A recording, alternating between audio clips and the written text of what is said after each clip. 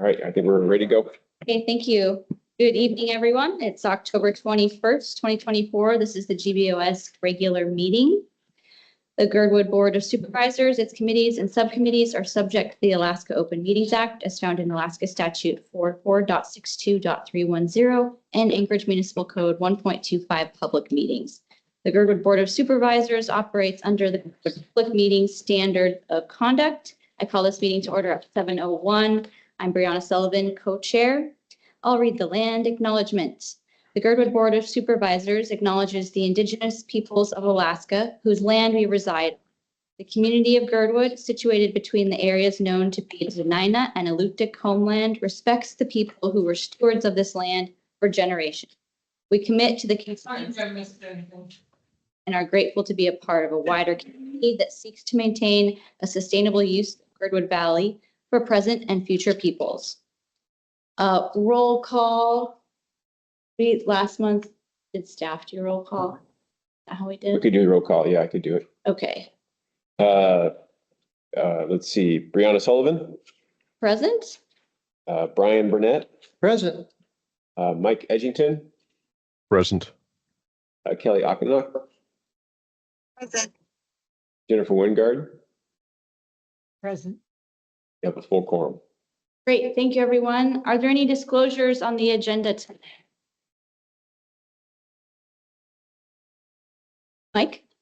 I have the standard disclosure on item number 10, which is the Imagine Girdwood comprehensive plan. Okay, we'll continue to do that as every month meeting previous, where you will be recused from voting. Thank you. And sure. And then I believe there are also Brian? a disclosure on item number 21, the Girdwood Nordic Ski Club request to the body here. And I am on the board of directors of the Girdwood Nordic Ski Club. Okay, thank you, Brian.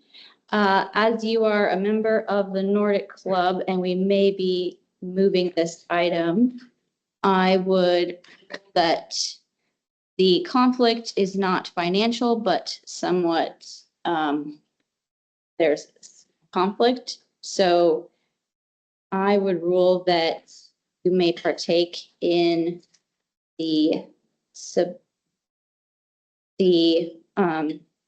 what we do today, the business that we conduct today. If anyone opposes that, please speak up.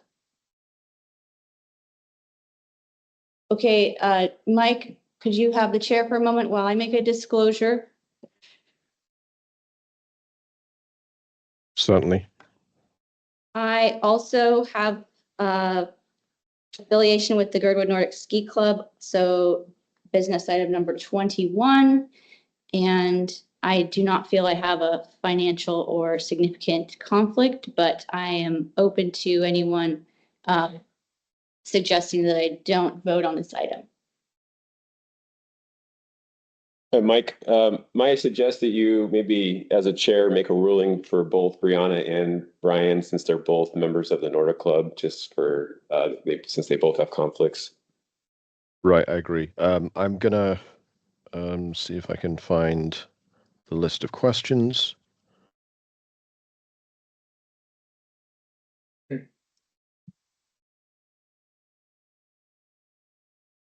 Just 1 second.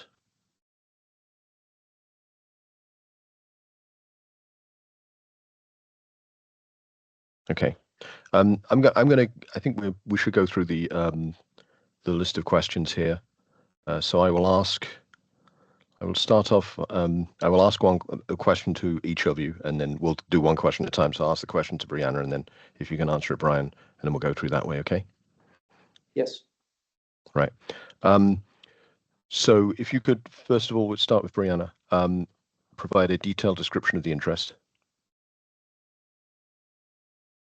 My interest on the Nordic board is a board member, and that opportunity is not to everyone in the community so that's a small group of people, and it is not financial.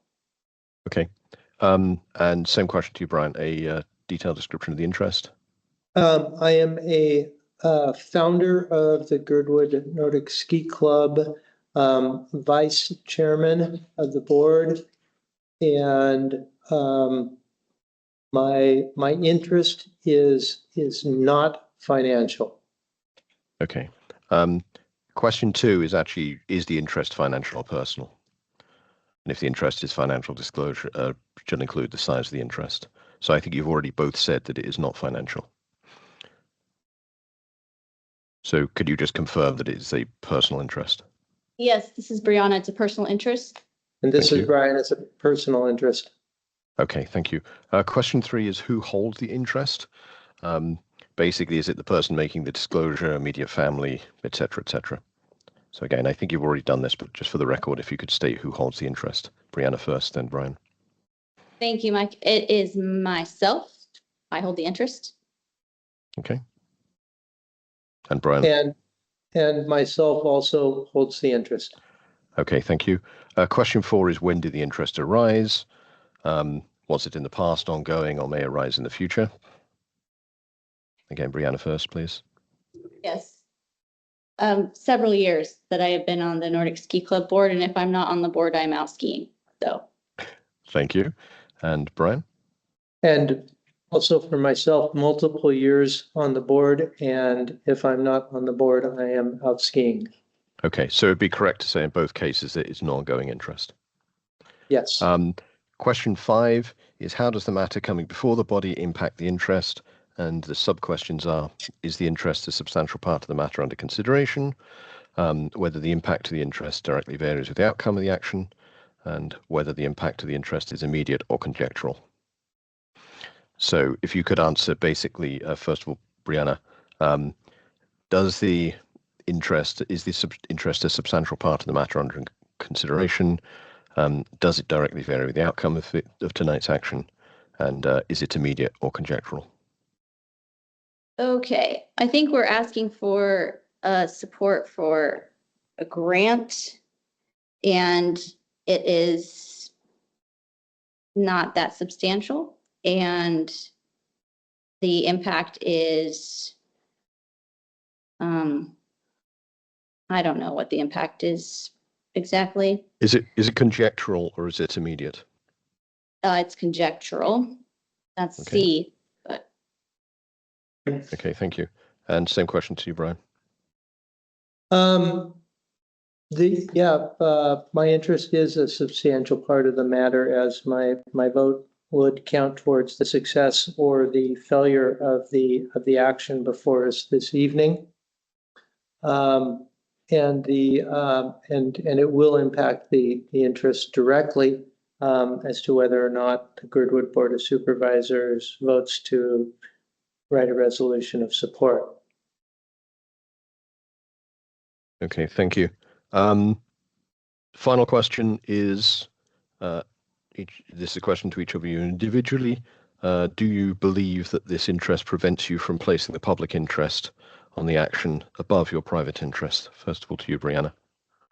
thank you, Mike. I feel that I am able to put the public interest ahead of my private interest, as I've been involved in the community for over a decade now, and the greater municipality as well, seeing the benefit of the trails and the users of the trails. I would think of the public first.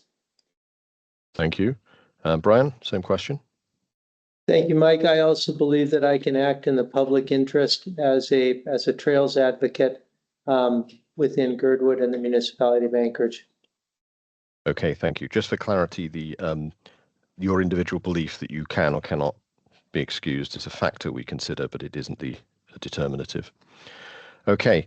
Thank you very much. So ruling of the chair is that although you have an interest, it does not rise to the point of being substantive and outweigh your position of holding the public interest as primary. So I rule in both the cases of Brianna and Brian that you can participate. If anyone on the board wishes to challenge that, that's fine. We can go to a vote.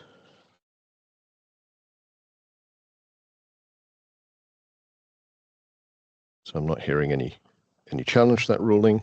So therefore, you can both participate in that discussion item. I think on that basis, I will hand the chair back to you, Brianna. Thank you, Mike, and I appreciate the recommendation of staff to go from switching the chair for the same disclosures. Thank you very much. Any other disclosures on the agenda? I'll go to the announcement next. The MOA GBUS quarterly meeting is next Monday, October 28th at 4 p.m. on Teams, and it says it's Girdwood based this month. GBUS and subcommittees are considering shifting meetings to avoid conflicts with Election Day and Veterans Day holidays in November.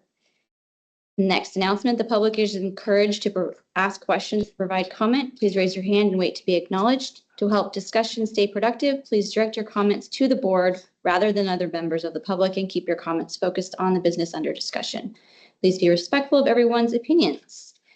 Next on the agenda is the approval of the agenda. I move to approve tonight's agenda. Okay, we have a motion. Do we need a second? Do we need a second?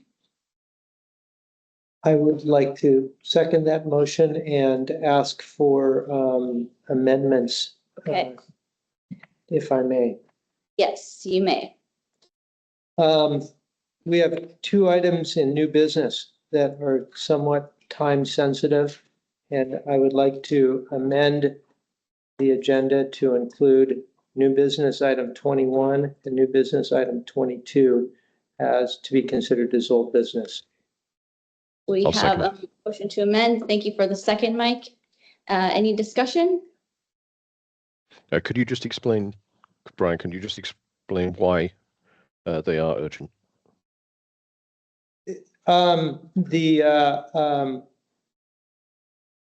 The request from Girdwood Nordic Ski Club to have a resolution of support written for the RTP grant is somewhat time sensitive, and the Girdwood Nordic Ski Club would like to move on with getting that paperwork submitted.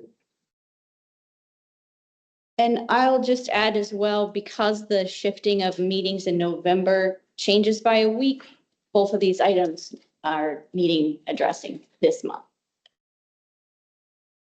Thank you. Anything else on the agenda from the board? We'll go by assent if there are no other discussions for the amendment. Item number 21 and 22 going into old business. Hearing no objections, the agenda is amended. Now we will vote on the agenda or go by assent on the agenda.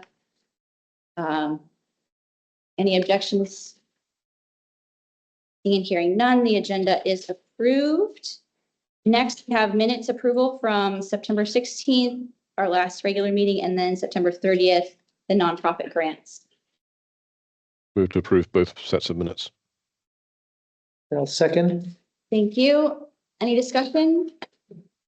We'll go by assent on those. Any objections on the 2 minutes? Okay, both minutes are approved. Thank you, everyone, and thank you, Margaret. Go to the consent agenda. That includes a letter of non-objection. I move to approve the items on the consent agenda. Thank you. I'll second. Seconded. Any discussion? Go by consent there as well. Hearing no objections at this opportunity, the consent agenda is approved. We'll go to presentations. Welcome to our new member, Kelly Okanek. And I know she's online tonight, so thank you very much, Kelly. And now is our chance to review our work of each of us and determine your assignment, Kelly. So would staff like to say anything for this? Sure. Since we have a full board now, we've been splitting some assignments, and I think Brianna, you've been covering the parks and fire and roads, and so and then currently Mike sits within the Housing Economic Committee. Jennifer's with the land use, and Brian's with Parks and Rec, and so it'd be a chance for you guys to either reassign roles or assign Kelly a new role. I'll let you guys determine how you like to do it, but this would last until the next election cycle. So. Okay, Kelly, do you have a preference? I don't have a strong opinion either way. Well, the previous seat was public safety and roads and utilities. So that was the seat that was left vacant. If And I'm you fine with that. fine with that one, okay? I'll second them. Who's working with the police though? There's one of police. It's the, I'll second just to clarify. That's the police, roads, and utilities. great, thank you, Mike, for the second. Any discussion? Hearing discussion at the moment, and anyone wants to pipe in, that'd be great, Kelly, and thank you very much for taking that through to the next election if you're willing. We can go by assent on that if there are no objections. Okay, hearing none, Kelly's role has been assigned, and I know staff will welcome you there as well. Next on the agenda is legislative report. Senator Kathy Giesel, I see you in the room. Come on forward. Senator's with us tonight. Okay, Oh, there we go. Weird angle. Hi, my name is Paige. I work for Senator Giesel. The past month or so, Senator Giesel is continuing to work on energy solutions, especially for cooking the gas supply.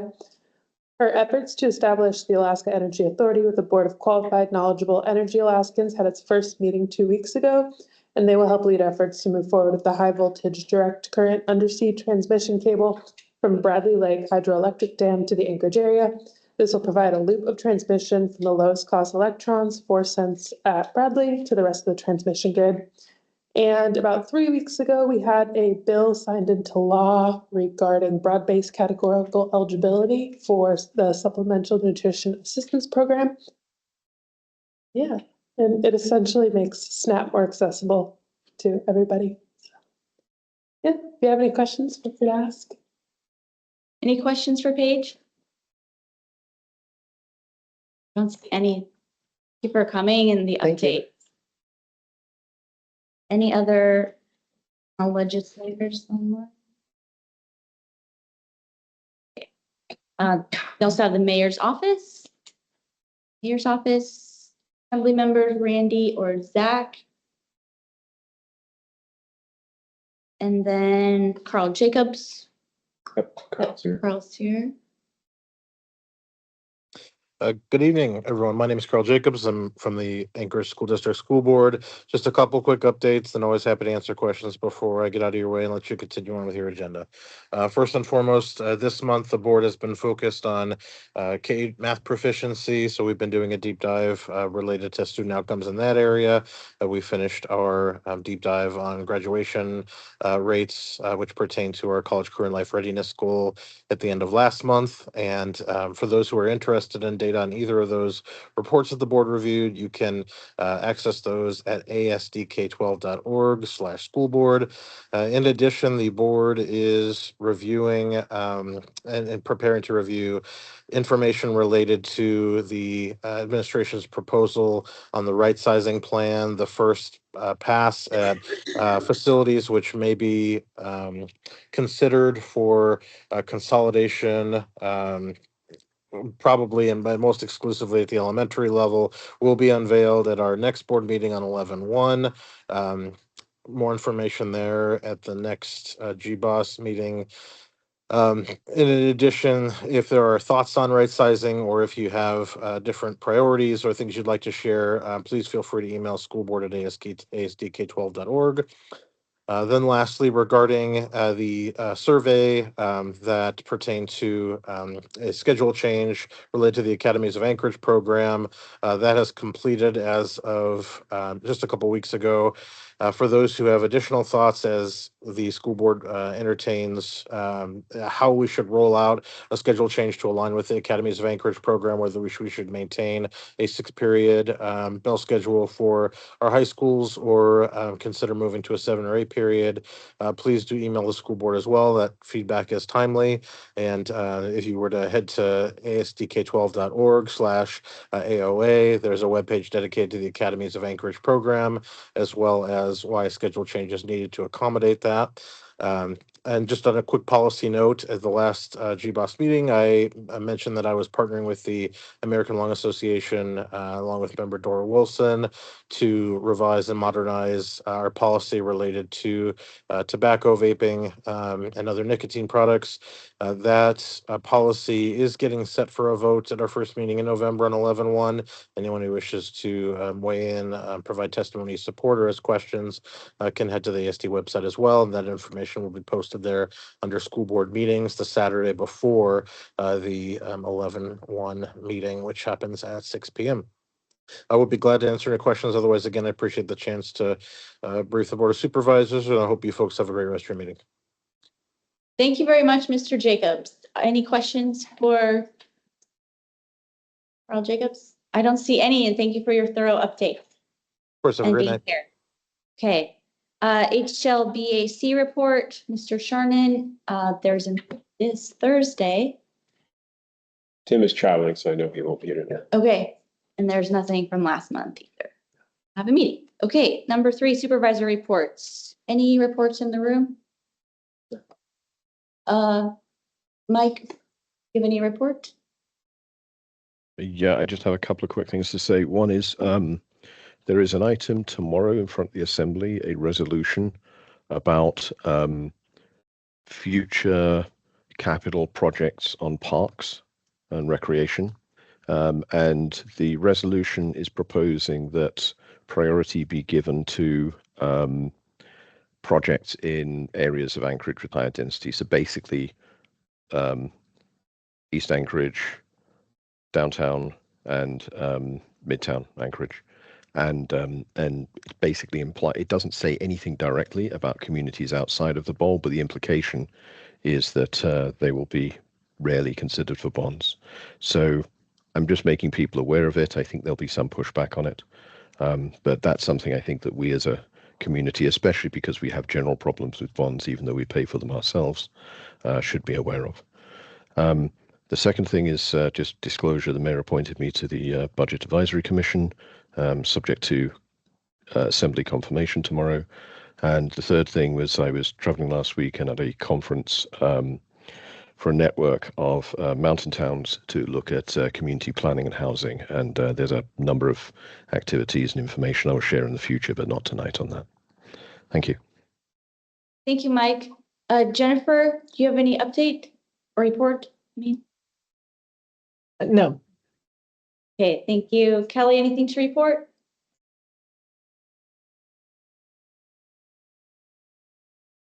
Sorry, I was on mute. No, I don't.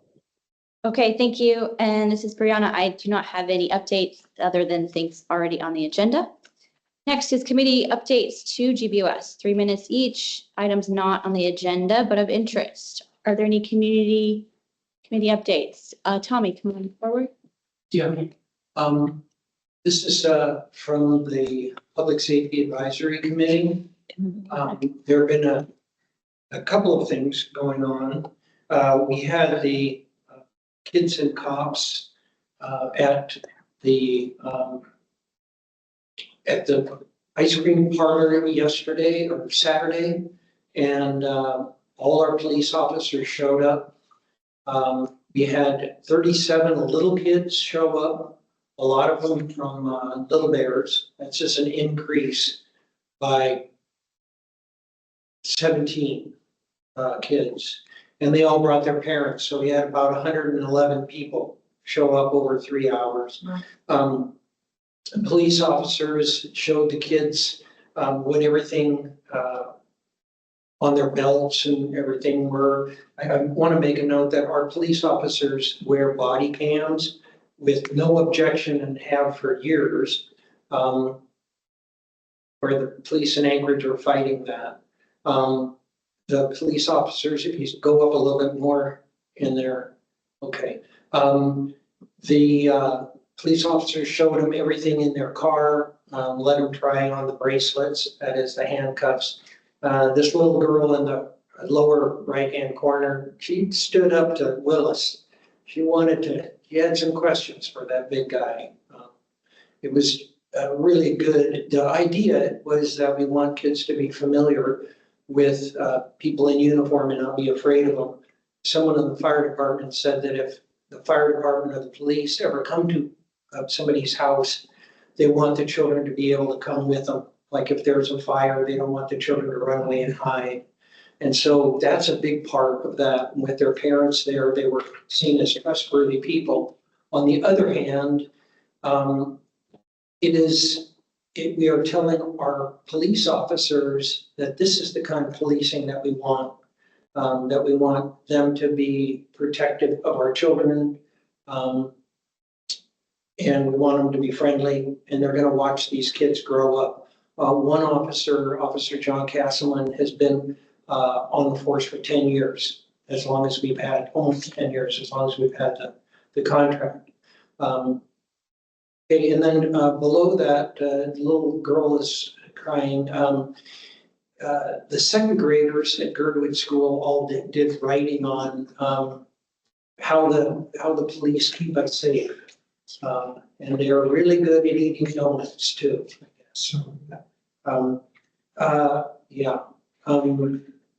Tell people to slow down.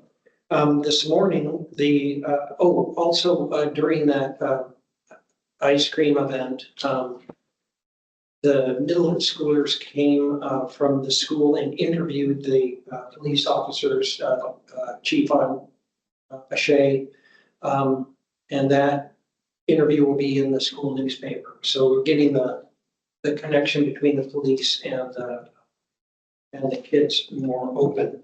Also, the two officers, Jerry and Brad, were at Little Bears this morning. Little kids are climbing all over them. Also, the fire department had a visit with the school last Friday. So we're part of what the Public Safety Advisory Committee does is to do community policing and make sure that our police are involved with the schools and with our kids here. Thank you, Tommy, Thank you. very much. Brett, go ahead. Yeah, thank you for that. This is probably not near as exciting, or I don't have as good a picture, certainly, as have been shared, but GHEC update from the committee. I know we included in your packet sort of a report card against our housing implementation plan, and as good reference for you to consider over our last 16 months of work since putting together the Housing and Economic Committee. We have identified, areas to make improvements, and we've done things such as getting into HLB work plans for land disposals and working grant opportunities. We've identified areas in zoning that we've been able to push through for changes to support workforce housing.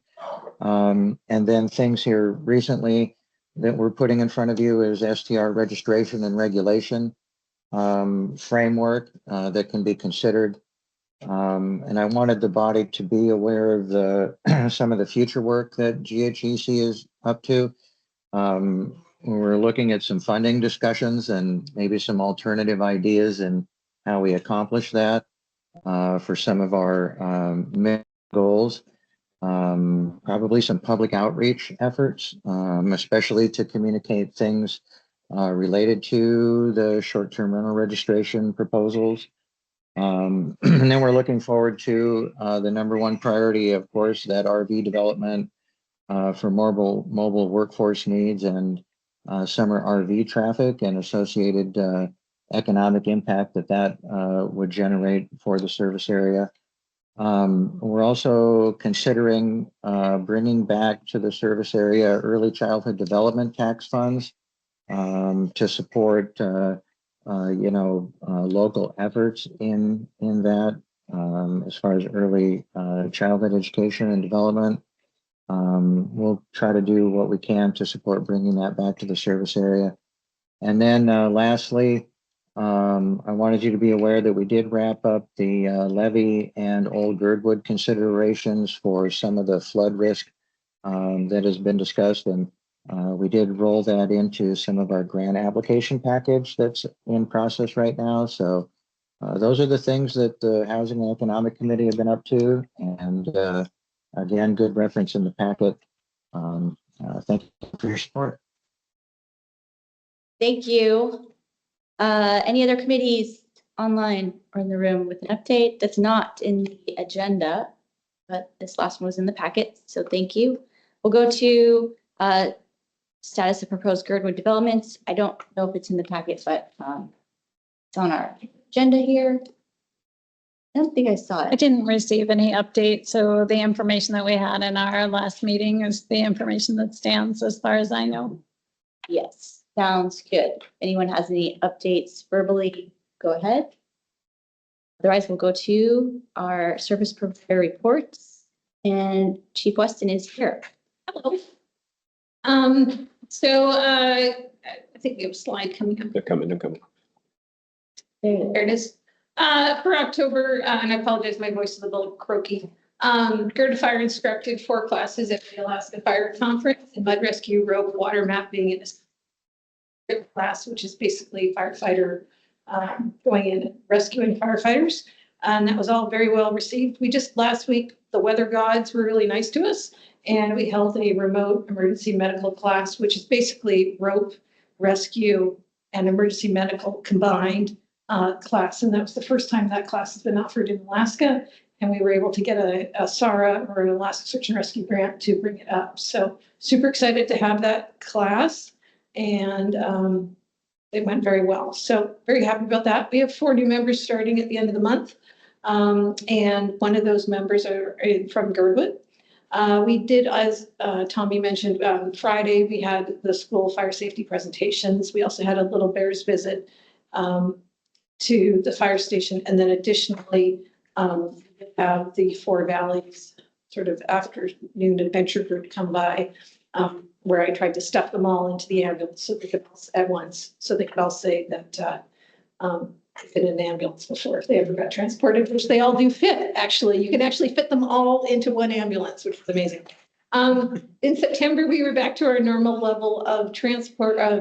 So 6 patients transported, 34 incidents, no bats, no strange bat calls this year, this month in September. So those bats seem to have mellowed out. 4 commercial alarms, 4 agency assists, 6 motor vehicle accidents, 16 emergency medical, environmental exposure, and 3 outside fire smoke. And then October is traditionally one of our slower months, like April. 1 commercial fire alarm, this is through the 14th. 1 agency assist, citizen assist, 4 motor vehicle accidents, and 1 emergency medical. So it's very cyclical, you can see. And then the theme for Fire Safety Month, which was October, is to remind you to check your smoke alarms. They should have 10-year batteries in them, but you should check. If you look at the back of them, they will actually show the date. It's really good to try and do your own check. Maybe you do that already if you burn toast or something, or popcorn, but it's always good to check to make sure work and your CO detectors work, and fall's a good time to do that. And then I gave you guys, I noticed I was moving around the AFD website, and I noticed that they were able to put up our they added our dashboard in, which was something that I'd asked for. So I wanted to show this new wonderful thing. Maybe I can't. Can't get it. It's just down. Maybe it was there. There it is. And I might need you to this work. It would not let me just screenshot it. So we're going to do this. Okay, Margaret, I need you, or Kyle, I need you to choose station 41, which is on this side, 4 over, 4 from the side. Nope, on the, see the little round dots go over 4. There. Nope, nope. One more. One more. There, choose that. And isn't this cool? If you scroll up a little bit, you can see all of our calls that we have done for the year and what type of calls we go on. So, and this is real time. So I think this is awesome.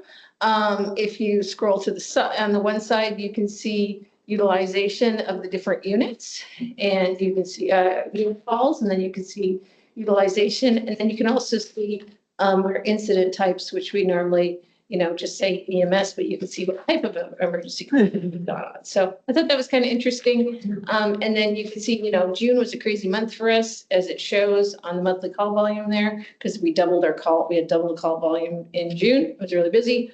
And then you can see the year of COVID, 2020, was an increase as we were, there was COVID patients and other things going on. So that's kind of where we are right now. And you can see that we've also transported 123 patients to the hospital. So that does not include the times that we've run on EMS calls and we haven't had to transport. So 123 people have been transported to the hospital.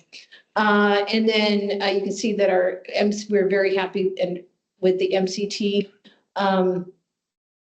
mobile crisis team call outs that come to Girdwood. This is the crisis team that handles Anchorage and then was expanded to Girdwood, that comes in and that can help with suicidal ideations, people that are having behavioral health emergencies or other things. And it's really great to have them as a resource to come out.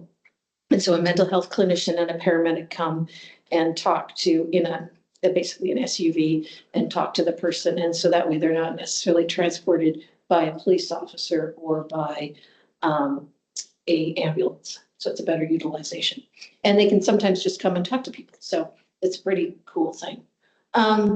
Any questions on this?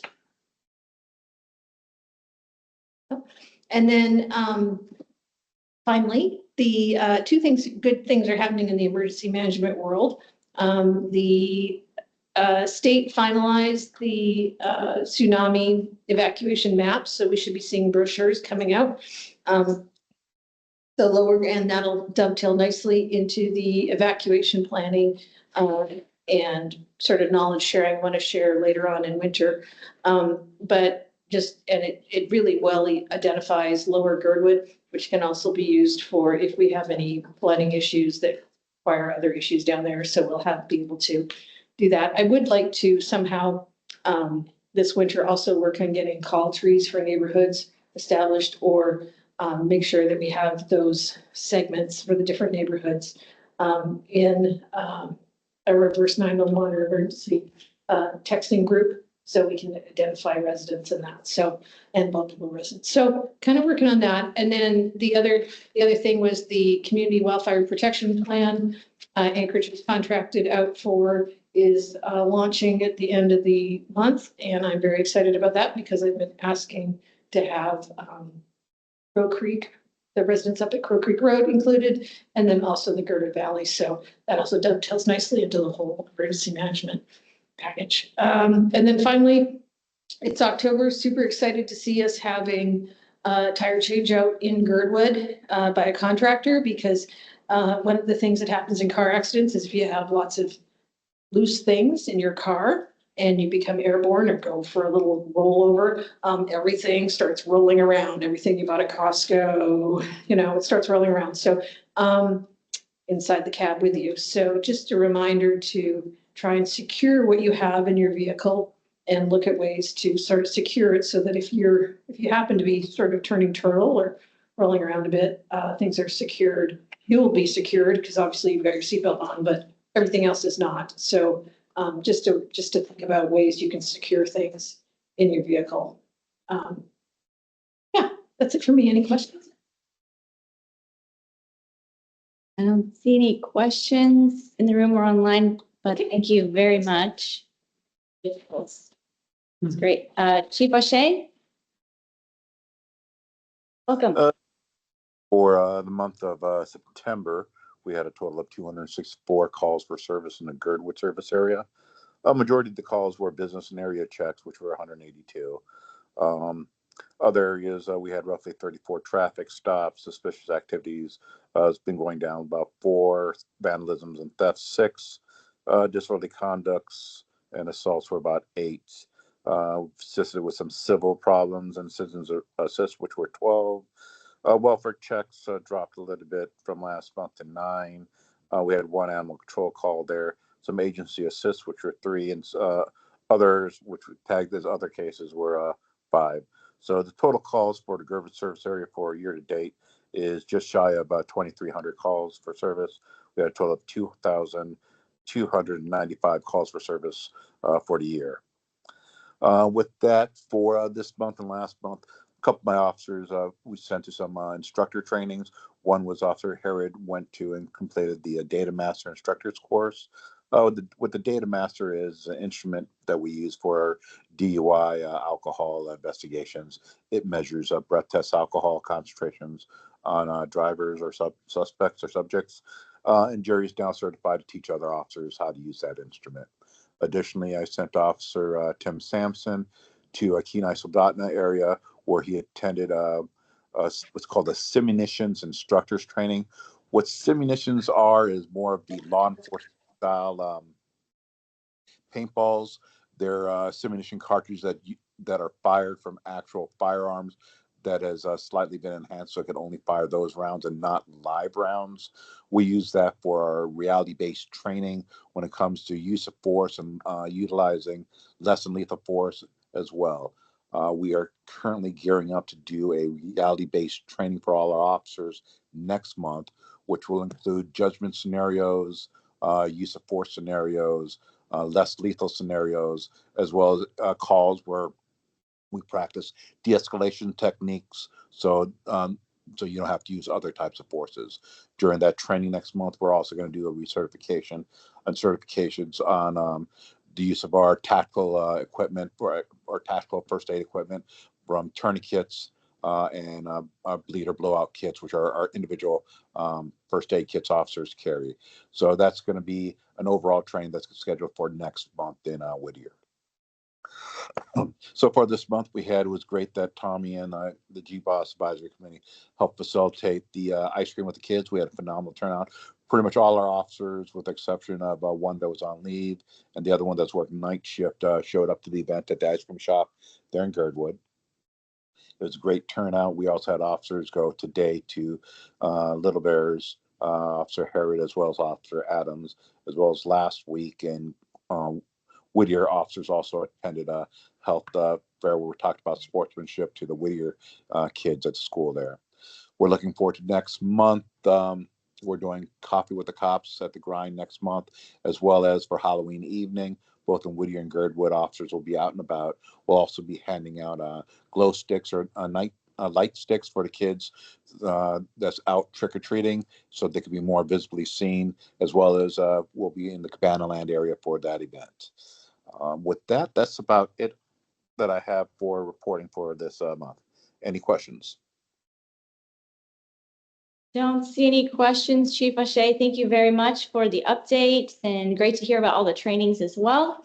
All the events this month and next month. Don't see any questions. Thank you. Thank you. Parks and Rec and Roads, Kyle. We are with Parks and Rec. We are transitioning to winter operations. So we're down to actually one seasonal employee who will be with us for the rest of the season. I want to thank John Rulin for a great summer of work he gave us, and Luke will wrap up the projects throughout town for us over the next couple of weeks. And with that, when we do transition out, it'll just be Margaret and I for winter operations. So as things come up, just let us know and try to handle it as we can throughout the winter season. Trails Committee approved the trails map, and now we're going to start focusing on the winter edition. They finished the summer one. We'll start working on the winter one next, and hopefully have a whole new set of trails map for next year, and along those lines. And we're happy to announce that we received a generous donation of $30,000 from a local resident to rebuild the bridge over California Creek at Town Square. The old bridge is slowly failing, and a local resident lives near it, and they wanted to see that improve. So we're excited to work with them and get that engineered and designed over the winter, and hopefully built next year with help from the Girdwood Trails Committee in that area. As well, we recognized at the last meeting several grants that we have been awarded, and now we're just going through the approval process with the municipality to get them signed and back to our grantors, and go through those areas. Always social media and websites are updated by Margaret and kept in good shape there, so you can find a lot of information if you're looking for things related to the meeting, as well links to like Senator Giesel's weekly newsletter that she sends out. Switching over the roads, we have been doing weekly gradings of roads after the many heavy rainstorms. Over the last 2 weeks, we had 6+ inches of rain, and then the freeze came, and we tried to get the roads back in shape throughout all of town right before it froze back up again. And it looks like we have a little warm-up spell here, but it should cool back down, so we'll keep an eye on things there. We had one large project left to do in Old Town in October, and we had to delay it now to the spring because our contractor is in a contractual dispute with Chugash Electric. We had arranged to buy the excess gravel that's out at Bird Point to bring in for that project and other projects throughout town. And they could not come to agreement before end of construction season, so we couldn't get that gravel. So if we can't get that gravel, we have to go back out and purchase new gravel, which will probably increase our trucking costs because they have to come from acres. So we're hoping they can resolve that dispute and we can get what's ever left over from that project. That project is pretty much done out there on the arm. So they just have to work it out internally. And so that did delay us, and we'll have to tackle that project next spring after melt out and beginning of construction season then. But we did get ready with everything else. AS&G delivered all our winter sanding materials, so that is stockpiled and tarped and ready to go. And the contractor now is turning all the equipment over for winter operations, so we can respond to whenever that first major snowstorm comes. As a typical reminder, we do allow the first 2 to 3 inches to come in on the gravel roads and cap it with snow, so we won't be out there plowing right away, but we will be responding after that first layer gets compacted in, and then responding throughout the season. And we typically do start at 4 a.m. in Town Square, so we do ask people who park in Town Square to park responsible, so that we can work around you as we try to get that going and moving for the year. Other big projects is we are all set with our contractor for the new fish culvert on Davos at Alyeska Creek. That will begin next spring. And we shared in the packet, like we did the last several meetings, the results of the mid bidding for that. As you can see there, Caliber Construction will be doing that for us. So they'll be coming in. And then we are working, AWU is taking this lead with the EPA on getting the grant for the new culvert at California Creek at Ruane. So we've submitted everything to them, and then we're just waiting for their comments back on the environmental review for it. So I'm hoping that we get something from them by end of year so we can start the design phase. We were hoping to start construction in 25. It's more looking like 26 now, just because of waiting for the reply from EPA. So those things are moving along as well. And expenses wise, we're right where we need to be at this time of year. One thing that we are trying to work through is our undesignated fund. There's been a substantial delay with the engine 41 delivery, the new engine that was approved, and we were hoping to see that here by the beginning or the second quarter of 25. We were told that it won't come to the fall of 26 now. The manufacturer is so far behind on it, and we did pay up front for those engines along with 6 other ones for Anchorage. It was a combined deal for the discount. And so the problem we have right now is that we're going to do a financing loan on it as soon as the engine arrived. Now the engine won't arrive for 2 years.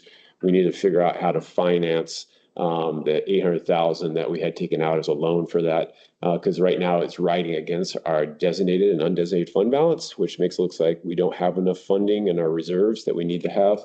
So we'll be sorting that out over the coming months before the end of the year, hopefully finding a way to finance or substantially pay down a portion of that loan in different ways. So I'll advise the board as we find out more about that. That's an issue we're trying to work through right now. Contractor wise, we are doing fine. I had actually reserved money for September and October to work on those projects in Old Town. And now that we've been delayed because of the gravel, we have some excess funding there. So I think I will do is use that funding to buy culvert pipe for next year for that project down there and others. Then we'll be ahead on that. And then we'll probably end up with the surplus unless we have crazy November, December like we had last year. So we'll see what comes weather-wise. So that's always we always have a reserve there for December and November, but who knows what happens. Right now, we're at 67% spent on our public works or street maintenance budget. Parks, we're at 66%, and police 66, and fire at 74. So we're right where we need to be at this time of year with budgets and moving through that. And then the Housing and Economic Fund, we haven't spent anything out of that, but we are right now trying to get a PO going for the grant assistance there for the watershed resiliency grant with EPA. So that should get going hopefully soon. And then we had the fall training, which for the municipal league, and Margaret posted that online. So that's just sort of the update from this side of the house. Any questions? Any questions, Kyle? Thank you very much for the update. Just- Mike. I do have one question, Kyle. You mentioned the PO is being raised for the grant. So has there been a vendor selected for that? Yes, two vendors. One, the vendor is StreamFix. They will provide the technical assistance with the writing.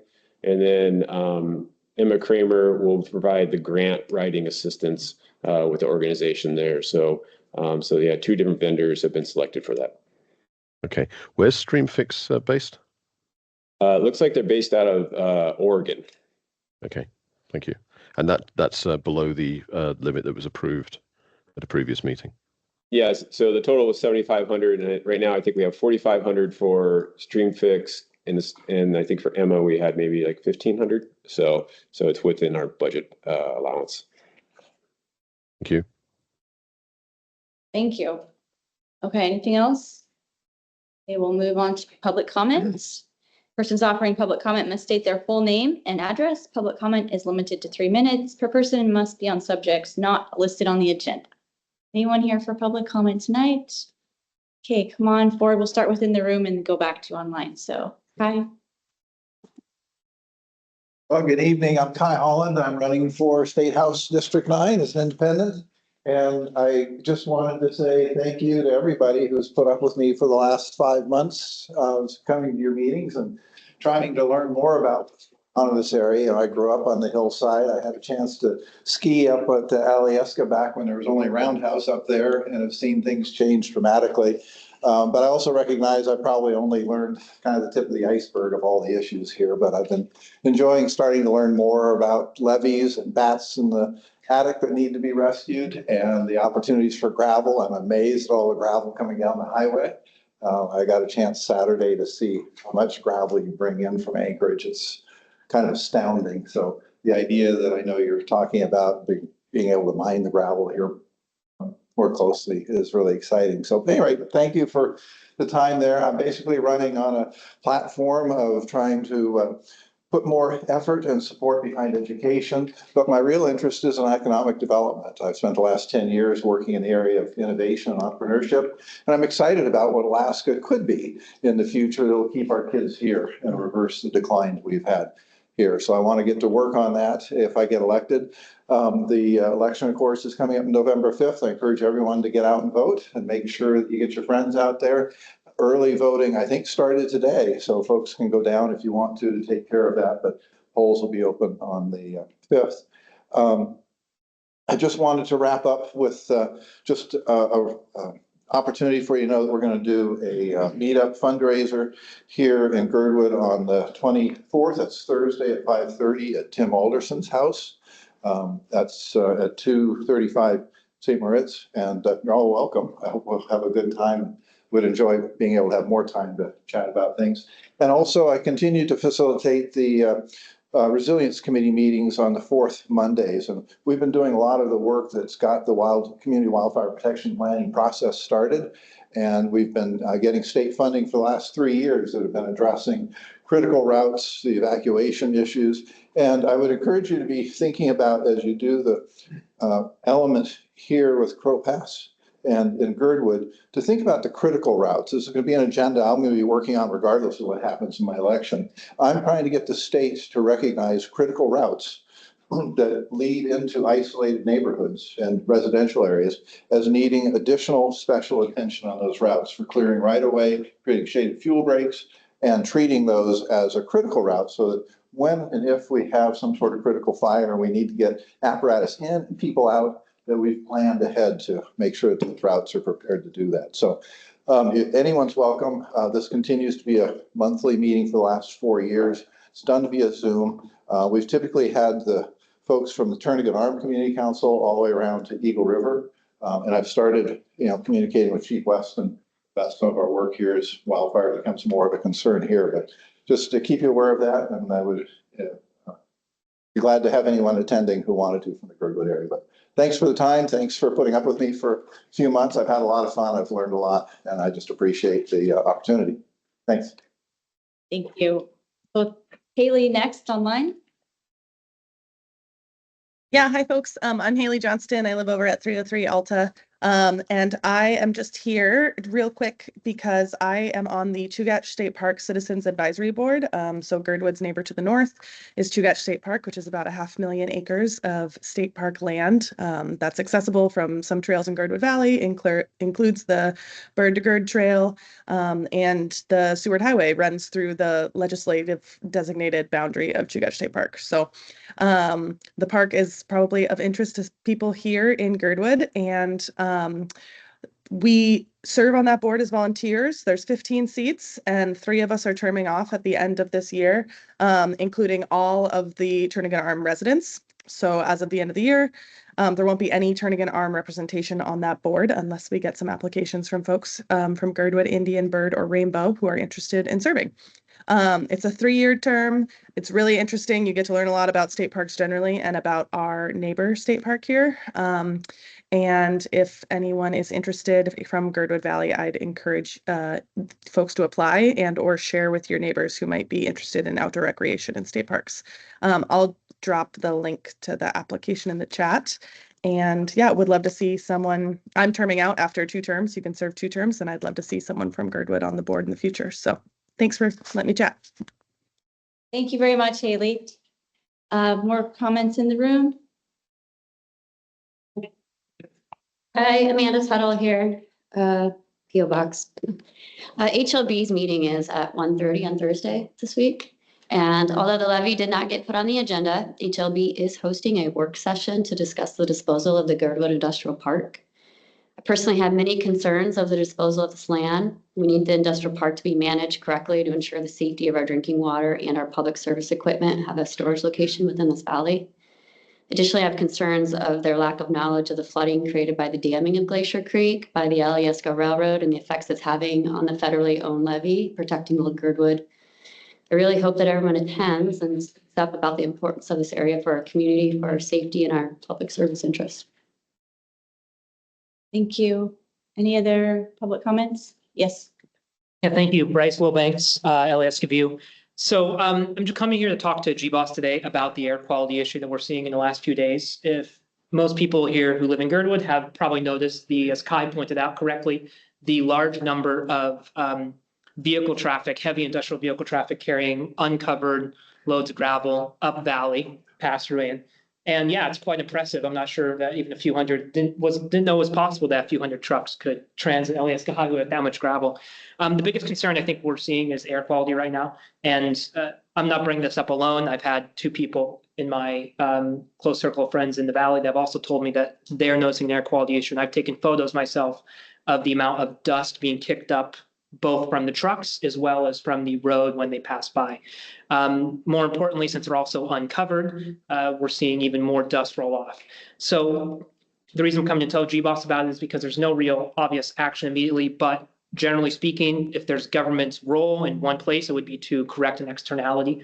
And that is either to implore the developer, whoever's responsible for these trucks, which we all know who it is, it needs to either sweep the roads. I understand it's pretty late season for that, or pay for sweeping of the roads in some way to correct an externality like this. Because as we see the valley continue to develop, and as Fulton Hills comes and starts getting developed next year, we're going to see even more and more truck traffic up and down the valley, and decreasing our quality of life and making the air quality much worse. On top of that, many of these trucks, unfortunately, are traveling what appears to be over the speed limit and using engine brakes, causing loud noises, especially on the lower half of the valley when they're slowing down, getting ready for the highway junction. So just some things to keep in mind. And I don't know if the solution is to contact the state to see what we can do about sweeping Alyeska Highway again, if it's even possible before it snows, or if it's just to make sure this is on our minds for when continued development happens from Holton Hills, Alyeska, and other large development projects, that there's a plan in place to make sure the air quality and quality of life for residents isn't impacted adversely. So I appreciate the time. Thank you. Thank you. Any other public comment this evening? Mine. Okay, thank you very much. We'll go to our business of the evening. Number 7, the GSA Capital Budget Program, Timberline Road Boss. So what I wanted to talk with the board tonight about is funding for the Timberline improvements. And, this has been an issue that's we paid for a study on and did an analysis on how to make that section better. And this kind of goes in hand with the air quality issue, with the coming off 3.5 inches of rain a weekend before, and then all of a sudden going freezing and drying out, the roads will dust up, and it's almost impossible for us to do dust suppression when it's frozen like that, as the equipment won't respond, and then us applying water to a road turns it into ice, and then we have to go out and sand, and so we just start chasing our tail on these things. So we have these windows like this, but that section of road, and I'll share with you some data. This week, I got back the traffic information, and you're going to see here actually 2 different counts. And ironically, both the Muni and DOT, which I didn't know DOT was going to do it, they did traffic counts in the same time or the same areas at different periods this summer. And the first one you'll look at here is Timberline Road. And this was around solstice. And you can see here over a 7-day period, Timberline saw unique trips anywhere in the range of high 1600s to mid 1800s. And so you would see northbound would be the traffic going out towards the highway, and then southbound with the traffic coming in from the highway going down Timberline. And, on a Wednesday on the 19th, there were 935 cars that went outbound and 903 cars that went inbound. And so you can see it's, and give you a little comparisons right below at the same period. These are the counts for Alberg Road. So this is going out to the hotel. And this count here for the MOA count is picking up traffic after the turnoff to Brighton or Aspen Mountain. It's basically the last traffic as it heads out towards the hotel. And you can see over here on the DOT count, which was done in August, this was traffic between Olympic Mountain Loop and Brighton. So traffic that might be going down to Brighton or Aspen Mountain and turning off down there. And you can see it's just a bit higher, but still, in comparisons to Timberline and Alberg Road, Timberline's not too far behind. And that's all the traffic between local resident tourists going out into that subdivision. And so Timberline is a major carrier there. We are looking at a project of anywhere from about, and I'll pull up this scenario here, for Timberline, with the study that we just did and received in January, we are looking anywhere from 1.1 million to 2.8 million to improve that section of Timberline from basically where the MOA right-of-way starts just by the church, down to Alpena, and then up Loveland to the intersection of Vale and Loveland. So up Vale to Loveland intersection. And that is probably our highest cost area, as we see continuous pothole in there, the most traffic, turning traffic there at the Vale intersection, and the most traffic. And so those who live along that street are always dealing with the traffic. It's the first one to dust out, and it's probably where we put a lot of our money. And so we've talked about improving this section. And also it's a very wide street. And so it has a hard definition to figure out where the shoulders are and where the road is. And so with the improvement project that we would do for the section is that we would look at paving 12-foot lanes, adding speed reduction devices in there, hopefully with approval from traffic would maybe be speed bumps and better signage. The narrower lanes would initially would slow down traffic because it brings cars closer together. Whereas right now it's pretty wide, so cars can move all throughout the roadway. It would give more defined shoulders for pedestrians and also snow storage, and then also give us a better surface. If you ever driven that section of Timberline during breakup, it's the absolute worst because the drainage in that area with the way the slopes are and the amount of traffic going through there and the melt out, it gets a lot of good sun, so it melts pretty rapidly during the day. This would help to solve those issues during spring breakup because we would have an asphalt layer to get down to. What you see here with the different options is chip seal. And chip seal is a method that's been used throughout the municipality, particularly on the hillside. It's a method that we have never really enacted here because we don't feel it would actually do very well holding up with the amount of rain and weather we get here and the pretty brutal breakup seasons that can happen with the breakdown. Chip seal is pretty fragile and it does better in a drier climate, especially in a rain shadow effect like Anchorage can have as compared to Girdwood. The second option is something that we're interested in exploring more. It's a concrete treated base. So this will allow us not have to do a deep dig out. Right now we have done geotech through this whole section and we have recognized that there is peat in certain sections of the road. And under that, the Anchorage or the MOA engineers would want a deeper dig out to remove the peat so it doesn't come back and crack or break the asphalt in the future. But this is a new treatment that is being explored by the municipality where you dig a shallower dig out and then you infuse dry concrete in with the sub base that you bring in. So you bring in pit run or you bring in classified gravels and then you mix it in with a concrete dust, and then it helps to solidify and harden that base, which will allow for less movement of the material as you go through seasonal changes. So that is something that does have a cost savings for us because the one thing that happens if we do a dig out, we got to get rid of all the dig out. And most likely we are hauling that to Anchorage because that's the only disposal pit that we have within the region. So that is always something you have to think about. And then you got to haul in all the material like we're seeing right now going to Alyeska. And then the third one is the traditional build out where you dig down to more of a clay layer and then you backfill. And in certain sections of this road, that would be pretty significant to put a good sub base back in. And then you build up off that sub base to a traditional road build in that aspect. So based on what we saw from the geotech and the initial engineering, we're looking anywhere, like I said, from 1.1 to 2.8 million in that aspect.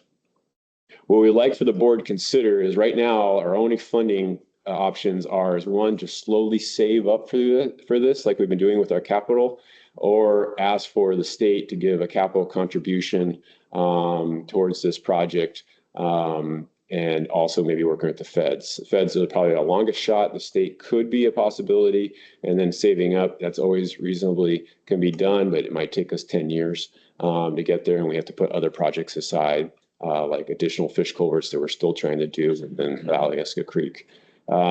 So what we like for the board to consider is putting forward a bond proposition to the voters to consider if they support these improvements and if they can support funding it and then paying it off over probably initial 20-year span. If we do, we could pay it off faster, but it would be that way.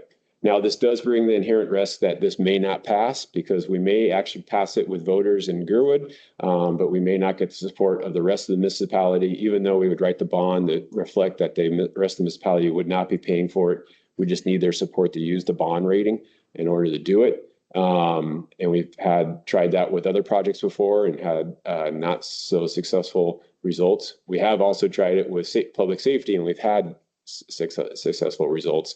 So, but what it does give us is a gauge of the community if they are up for supporting this improvement project and paying off the cost of this project over a certain period of time. And at that point, we can maybe look at other options on how to fund it through loans or some other funding alternative for it. But at least it'll give us an option to say, hey, the community is in support of this improvement, and we, as a service area, can pursue that. So what the ask is tonight is for the board to consider both options, or just select one. One, stick with going for our financing through a state appropriation. Two, go for financing just through a bond. Or three, seek both avenues as much as we can to find funding to make these improvement projects. So that's what I'm bringing before you tonight, and want to open it up for discussion. Thank you very much, Kyle. Question first from Mike. Hi, Kyle. Thank you for this. Currently in the capital improvement project for the capital improvement plan for the 2025 budget year at the municipality, there's 2.5 million allocated to Girdwood Roads, which I believe is this project. Do we need to? Is the suggestion here to increase that or to keep that as it is? Now, currently that is allocated to seeking state money. So I assume we could make the change to make that a bond request. But is the number the 2.5 million that we have now, or should we be looking at more or less? I would say the 2.5 million is what we would be seeking, and then we would probably be working with our capital fund to help. If we do have to go to the $3 million mark, we're hoping that we can keep the project under the 2.5 million and find alternative ways. You know, ideally, if we can make it happen for less through maybe option 2, and we can get the municipal engineer to support option like that, then that could bring down our costs significantly. So, but we are still seeking the 2.5, and the point you make there is, yes, right now in our capital budget, we do show that we're looking for state appropriation for it. But I wanted to get the board's read tonight if they wanted to move forward with the bond initiative, because we would need to present that back to the administration, and they would probably submit it as a S version to the current budget that's in front of the assembly for their consideration. And so that's what I want to get a read on tonight from the board if they want to move that direction. Yeah, thank you. So to clarify, what's currently in the MOA budget is the 2.5 million for Girdwood Roads for this project, but assuming it's looking for a state appropriation, not a bond. So I'll just jump straight ahead then and make a motion then that we request that 2.5 million be pursued as a bond under Girdwood Roads and Drainage Service Area. We have a motion on the floor. Do we have a second?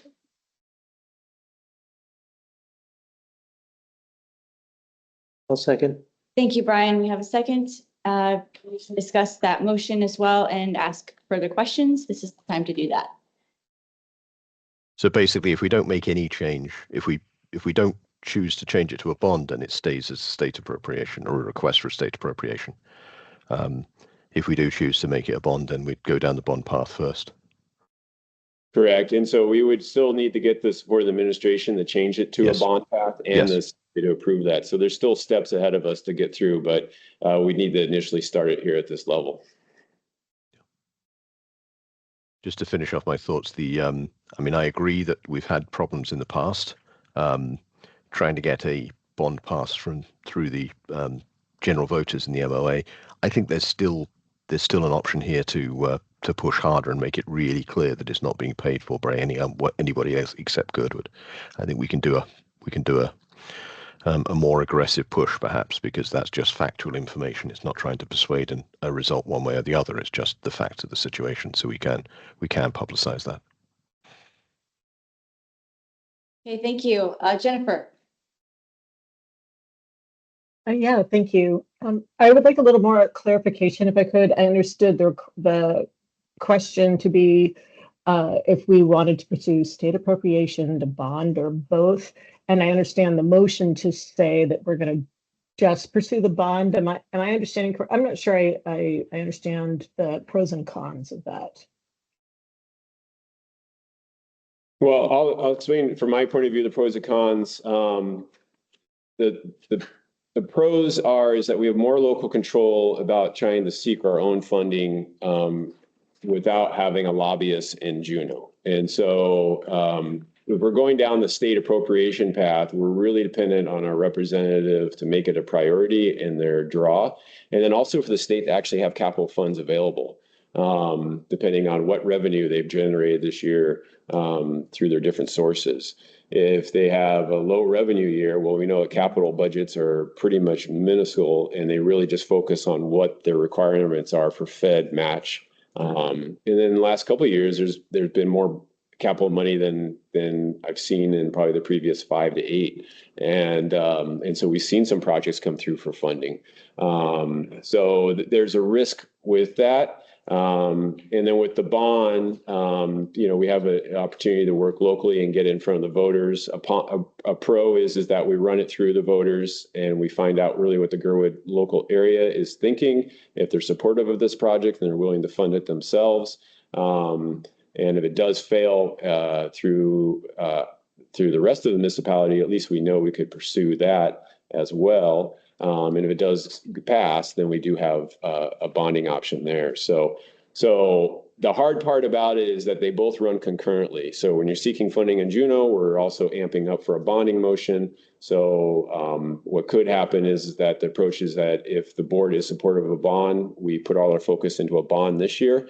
And like I said, if it fails with the rest of Anchorage but passes within Girdwood, then we pursue the state the next year with evidence that Girdwood supports this, but we can't get the rest of the municipality to come behind us to help support the funding. So those are two options that I see could happen if you consider it that way. Thank you, Kyle. Jennifer, go ahead. Thank you. I just wanted to ask a follow-up question. Thank you for that, Kyle. Very helpful. Could you explain a little bit about pros and cons of pursuing both? Like, do you see? I heard your option A and option C. What about option B? Well, the pros and cons. A pro with getting a state grant is we don't have to pay anything off, and we just get it. And we hope that they give us the 2.5, and if we get the 1.5, then we have to figure out, okay, what can we do with that? A lot of times you ask for something and they give you what they can afford. And we work with that. The con is that it's highly unpredictable what's going to happen in Juneau, and without lobbying power there, we may not be successful to get that done. And then we also have other things that we're requesting also at the state level. One is the new fish culvert for Mount Hood, and that would finish our trifecta of those fish and drainage improvements in that area. And so that could be more of a priority for the state because that leads to a state airport. So there's sort of our what do we really want first thing. And then with a bond, the pro is that we have more local control, and we can get to work faster on it, and we don't have to go through the process of getting the money from the state back to the muni and getting that all set up. But the con is we got to pay it off, and we have to work within whatever we end up appropriating for that project. So yeah, and we have to get the voters to feel good about voting for it. So that's always a tough con there, is getting a bond passed for a service area. Okay. Follow up, Jennifer, are you hand up again? Yes, please. Would that be okay? Yes. Yes. It is a follow-up definitely on that line. Thank you. That was great. Very thorough. I was a little bit more focused on particularly the drawbacks around if we did decide to go for both options. And then I also wanted to point out that while GBOS doesn't have a lobbying presence in Girdwood, we do have a Girdwood organization that has shown a great deal of interest in transportation that does have a lobbyist. So I just kind of want to throw that out there. I don't know if they still have active lobbyists that they're funding. That'd be a good question to figure out. But I think you referred to what used to be Girdwood 2020, and I don't know if that is still an option for Girdwood. We haven't used that person in quite a while, so we've used other. He is still active. Okay, all right. So, but back to your question there. Are you looking for more? Just, if I may, just roll particularly exactly like what would be the drawback of going for both options? they both fail. I don't know. I think at this point, we're trying to seek whatever we can to get the funding for this improvement. We've learned that we cannot save slowly for these because just other things are creeping up. You know, we have infrastructure that we're trying to maintain and upgrade, and so we have to have sort of more of an initiative to figure it out. Yeah, I think that ultimately they both fail and then we're just stuck with what we got. We'll be trying to work within our existing operating budget just to continue to make improvements, which will mean just bringing in more wrap and grading the road continuously. Thank you. Thank you, Kyle. Mike? Yeah, I was going to make a comment about the timing as well of the two options. So if we push for a bond, then we will know in early April whether it was successful or not. We'll know whether we got local support. And I think the argument really is if we get local support, even if we do not get municipal support, then we know it's a project that we can push forward for locally. And I think that helps in any discussion about state money. But the state decision on any state capital funding won't be made until June, and then we won't find out for another month or 2 or 3 months, I think, whether it's past the veto pen or not. So there are, timing-wise, we'd effectively, if we did both, we'd be asking for the bond in April, and if that is unsuccessful, either the community doesn't support it, perhaps we'll stop. If the community does support it, but we do not get passage from the general Anchorage population, then we're still in a strong position to advocate for something at the state level. So I think that both should be the right way of doing it. But that does mean a change to the way it's currently presented in the municipal budget. So it would mean we would move to a bond, and then we would perhaps pursue an alternative funding in a parallel path afterwards, if the bond is not successful. Correct. Any other questions or comments? I have one quick, Kyle. I recall this, I think, from last year, and is the geotech referral that you made the expert that's basically recommended option 2? Because they went through all the options in their responses, and we talked about this last year. So our design team recommended option 2, and the only option that the geotech presented was what's called out in the municipal engineering specs to do the full dig out in that aspect, because that's the only thing they consider when they look at geotech. So they came up and they gave us the option 3, which is the $2.8 million. Okay. So thank you. I have one Brian. question, also a question for Kyle, please. I recall there was some issues, kind of some site issues with the grade on Vale where it hits Timberline, perhaps being above municipal grade, or am I mistaken? No, there's definitely larger municipal grade throughout the municipality inside Anchorage than that section. So yeah, that wasn't an issue for us. Okay. The big issue in that grade right there is it's full of trees. So it's actually that's a classic example of a Girdwood build where the tree stumps were cut down and gravel was thrown right over the organics. And we have logs coming up all the time in that section. Thank you. Okay. If I could just briefly, I'm curious about if this is the only project that needs to be bonded, because if you're going to go all the trouble doing bonding, it seems like you might want it seems like there'd be some other projects that you'd be discussing in terms of this, but maybe this is the only one. And part of where I'm coming from is I've got some notes that there was a California Way connection that's on your CIP list in the last year or so. That was about a $3.5 million project. I'm just wondering if there's other projects that has already been a process that says this is the one and only project to go for bonding, or is there actually a couple of projects that you might want to be putting into all the efforts to go through a bonding package? So I may have some pieces that I'm missing, but this just seems like a loose end to me. Well, this seemed like this was our priority project at this point in time. You know, the fish culvert, we could tie into a bonding option there, but we're trying to limit the impact on the taxpayers at the same time. Because the larger the package gets, the larger it really digs into the mill rate. And so we're trying to balance those as well. You know, Girdwood kind of has a long time tradition of staying below the mill rate. We don't go right up to the mill rate like most tax service areas. So trying to balance that and lessen the burden on the residential taxpayers. Jennifer. Yeah, I had a question for Mike, the original presenter of the motion here, if I may, if that's all right.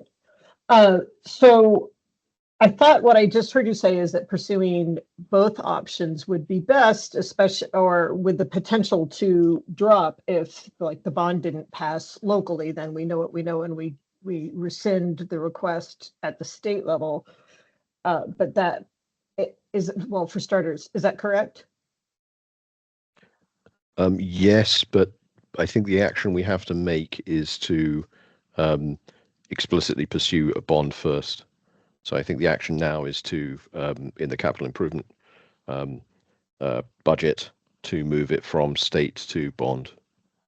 And then independently, we can pursue state funding if the bond is unsuccessful. And may I ask a follow-up question to that? Yes. I'd like to know, do we know for sure that we could pursue state funding within the same year, taking that route? You know, if we take that route, the bond passes Girdwood, but not Anchorage. Do we know for a fact that we could still pursue the state funding? Well, I'll give you my understanding. Sorry. I'll give you an example of that. Last year, we worked with Alaska Trails to get funding for the middle Iditarod, and it was not a item listed on the MOA's list of capital fundings. And through our work with Alaska Trails and their lobby of efforts, we did get that grant, which came in. So when it came in, I actually had to answer some questions back to the municipality. They said, well, who requested this? And we said, well, Alaska Trails came to Girdwood and asked for their priority project, and that was the project that came out of Trails Committee. So we did receive that funding through the efforts of the lobbyists there for Alaska Trails. Sorry, may I ask? And so that was a little, okay, was that a little different because it was not something that had been shot down at the bonding level, right? No, it had not been shot down at the bonding level. So, you know, so we didn't have a vote supporting that on the greater perspective. We just had the vote coming out of the Girdwood Trails Committee. I'm sorry, may I ask? Sorry, Brianna, can I ask one more question? Does that, Kyle, had that grant been, do you know the timing of the submission of that? I felt like it was submitted in maybe February and was for consideration then. So once the state got going, when they started working on their capital budget, it got included there. But I know the point you're getting to, Jennifer. It may be hard in the 25 in the session in 25 to get it in later in the session. But there may be still opportunity there, especially if it did pass the service area, to convince, you know, if the capital budget is really rich and they're looking for projects to fund, there may be still opportunity there. But if the capital budget's been like it has for the last 10 years, it might be really difficult in 25 to get it in if it fails through. So we would have to delay the project until we get to the representatives in 26. That's exactly what I was wondering. Thank you. Thank you. Mike. Yeah, I was going to say the same thing. I think we're far from guaranteeing that if the bond is unsuccessful at the municipal wide level, but successful at Girdwood, I think we're far from guaranteeing that it would be we'd get it from the state, but there are definitely options. And ultimately, I think it's a decision by the state legislatures independently of what the MOA has submitted. And we obviously have direct communication with those. So I think that would be the path that gives us the maximum probability of success. And if not this year, then next year. So again, I'd ask that we vote on the initial question of changing it at the municipal budget level from a state request to a bond. Okay. Any other comments? We see Jennifer, final comment or question?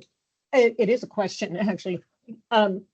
This is this is about a little bit of a concern as we've talked about this and given the look at the money and the that we're talking about. I didn't quite catch this, and I'm sorry, but I'm worried that I might have a conflict of interest. So I just wanted to disclose that. We have talked about it before, but I don't know if there was money involved at that stage. Okay, Jennifer, is this your disclosure that you live on the corner? Is that from last year that I'm? Exactly. Okay. I would rule that you may participate in this because the conflict is something that the interest is possessed by the public and a large group of people, and your interest would not be rise to this conflict of significance. So thank you for your disclosure on this. And I do remember that one from last year when we talked about it. And then we had one more comment in the room really quickly. I don't think, why would we not hold DOTs like somewhat responsible? It's their jurisdiction, it's in their public easements to develop drainage. So it's a DEC, it's a discharge permit, pollution discharge permit. And it's called an MS4 permit. It's a municipality permit done in conjunction with DOT and the MOA. And in order for them to even remain compliant, these things are huge concerns for them because we don't have an engineered drainage system, as we know, in this community. So everything we're doing is discharging to navigable waters. So if all of a sudden we've got, large, what we call non-point source pollution, from all these runoffs occurring due to bad drainage, it can be in violation. It's very important to them because it's a violation of the Clean Water Act, okay, that they maintain this permit. DOTs definitely would be interested, it's a compliant issue. Anyways, I absolutely believe that DOT should be held responsible. These are jurisdiction issues. These are public easements. We need to not quit taking all the responsibility. Let's put the responsibility where it's at. We don't have enough capital project money for this. This is MOA right away. We're talking about improvement. Yeah, but you still got other jurisdictions that include that and are intertwined with it. So well, we do link to a DOT right away, and I do partake in all those MS4 meetings. Yeah. And so, but we would not get the state to improve this section without. If they do, the only thing we'd get is we hope to get state money for a capital project, but DOT would not be involved unless we had federal dollars in some way. Because they take the federal cap, they always take a cut, and that's why they get involved in those projects. Thank you, Kyle. And thank you for all the discussion, everyone. I don't see any more hands or questions, so I think we are ready for a roll call vote on the motion that was seconded to bring this item to bond next. Okay, start with Brian Burnett. Yes. Jennifer Wingard. Yes. Kelly Hockernach. Yes. Mike Edgington. Yes. Brianna Sullivan. Yes. That motion passes 5-0. Okay, thank you, everyone. Look forward to that. Number 8, GSA nonprofit recreation grants, review and vote on allocations for funding. So everyone hopefully has made their totals since that grant presentation meeting. And Margaret, if you'd like us to do this in your preference of order. I think we'll look up here and see. We have, as you know, several grants that you've determined to hard fund. And at the end of this, we'll also need to have a formal vote on those. As far as the ones that are divvying up the remaining allocation of $22,500, we have the Turnagain Mycological Society. We have Challenge Alaska, the Girdwood Art Camp, and KE Will. So I think that probably the next thing to do is to go down the list. The first person on the list, though, is one of our chairs. So do you want to start with, maybe we'll go bottom up. Yep. Maybe we'll start with Jennifer. All right, Jennifer Wingard for the Turnham Arm Mycological Society. I am sorry, I am scrambling. I crossed off the amounts that I put in the sheet that I already submitted. Okay, we'll go back to you, Brian. Okay, so starting off, Turnagain Arm Mycological Society, 0. Challenge, $7,875. Girdwood Art Institute, $6,625. Is that right? $6,625. Yep. Okay. And KEUL, 8,000. Okay, Kelly.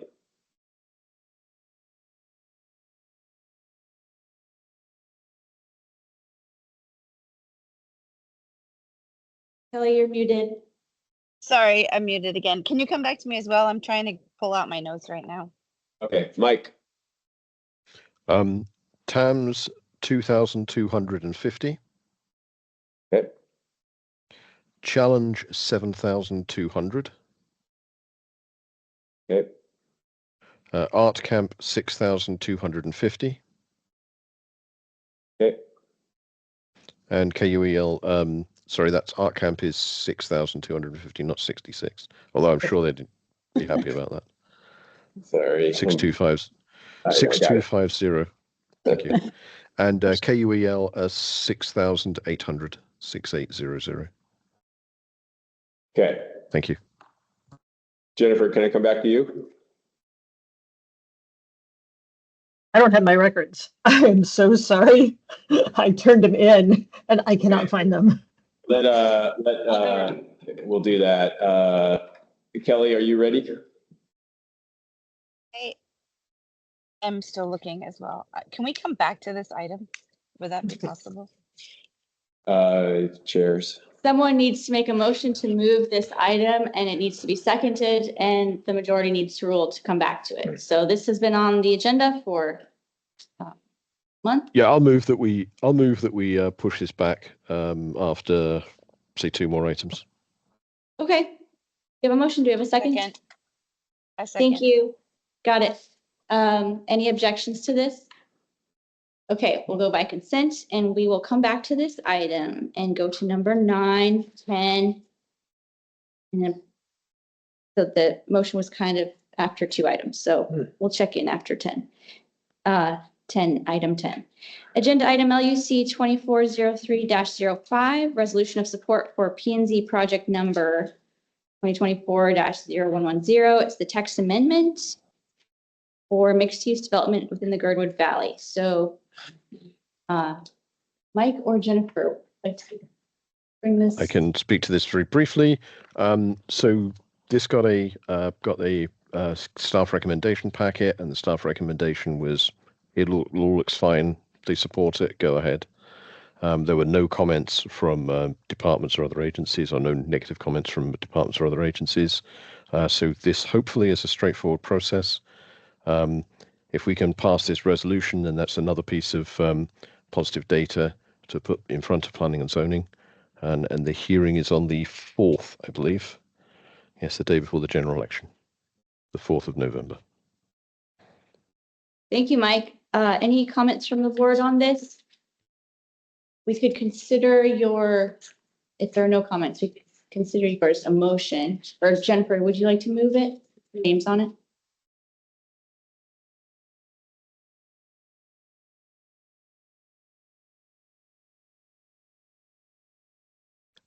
I'm not hearing Jennifer, so I'll move this as a motion officially.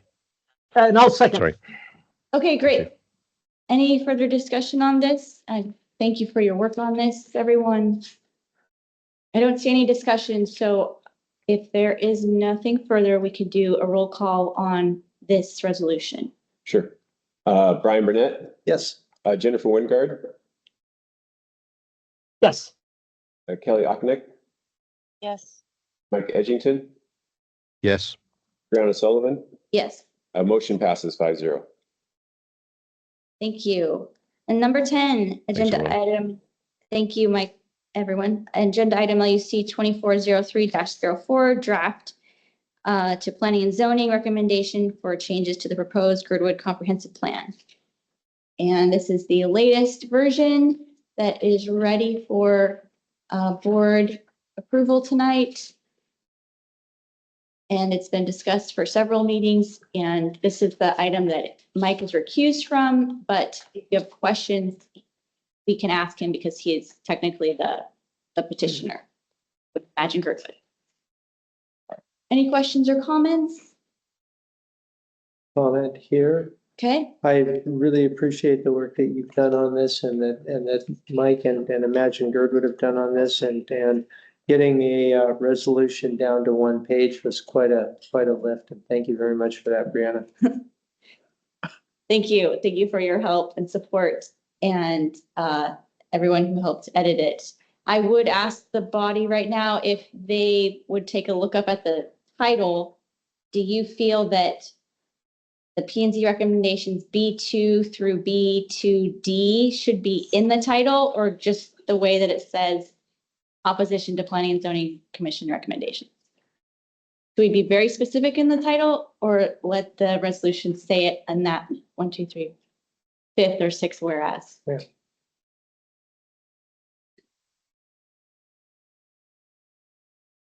I'm good with the title. Okay. Margaret, do you have any question on that? I'm so sorry. I really haven't been able to put a lot of effort toward this, so I don't think I have anything to offer. That's great. Mike? Speaking on behalf of the petitioner, I have a slight preference in if the title was modified to say opposition to Planning and Zoning Commission recommendations B2A to B2D, because we're actually supporting the others. So I think if it is specific about which one's being opposed, that would be slightly better if it's in the title itself. Thank you. That is what I was thinking. So I might not be able to make that motion, but I would like to then put B2A through B2D in the title, because those are the 4 recommendations we are opposing. But we're not opposing the rest, just those 4. And if the board approves in that principle, I can just submit it tomorrow to Margaret. Otherwise, I think we're ready for anyone to make a motion. Yes, Brian? Would it make sense, since we're talking, B2 through, A through D with specific opposition, or since we're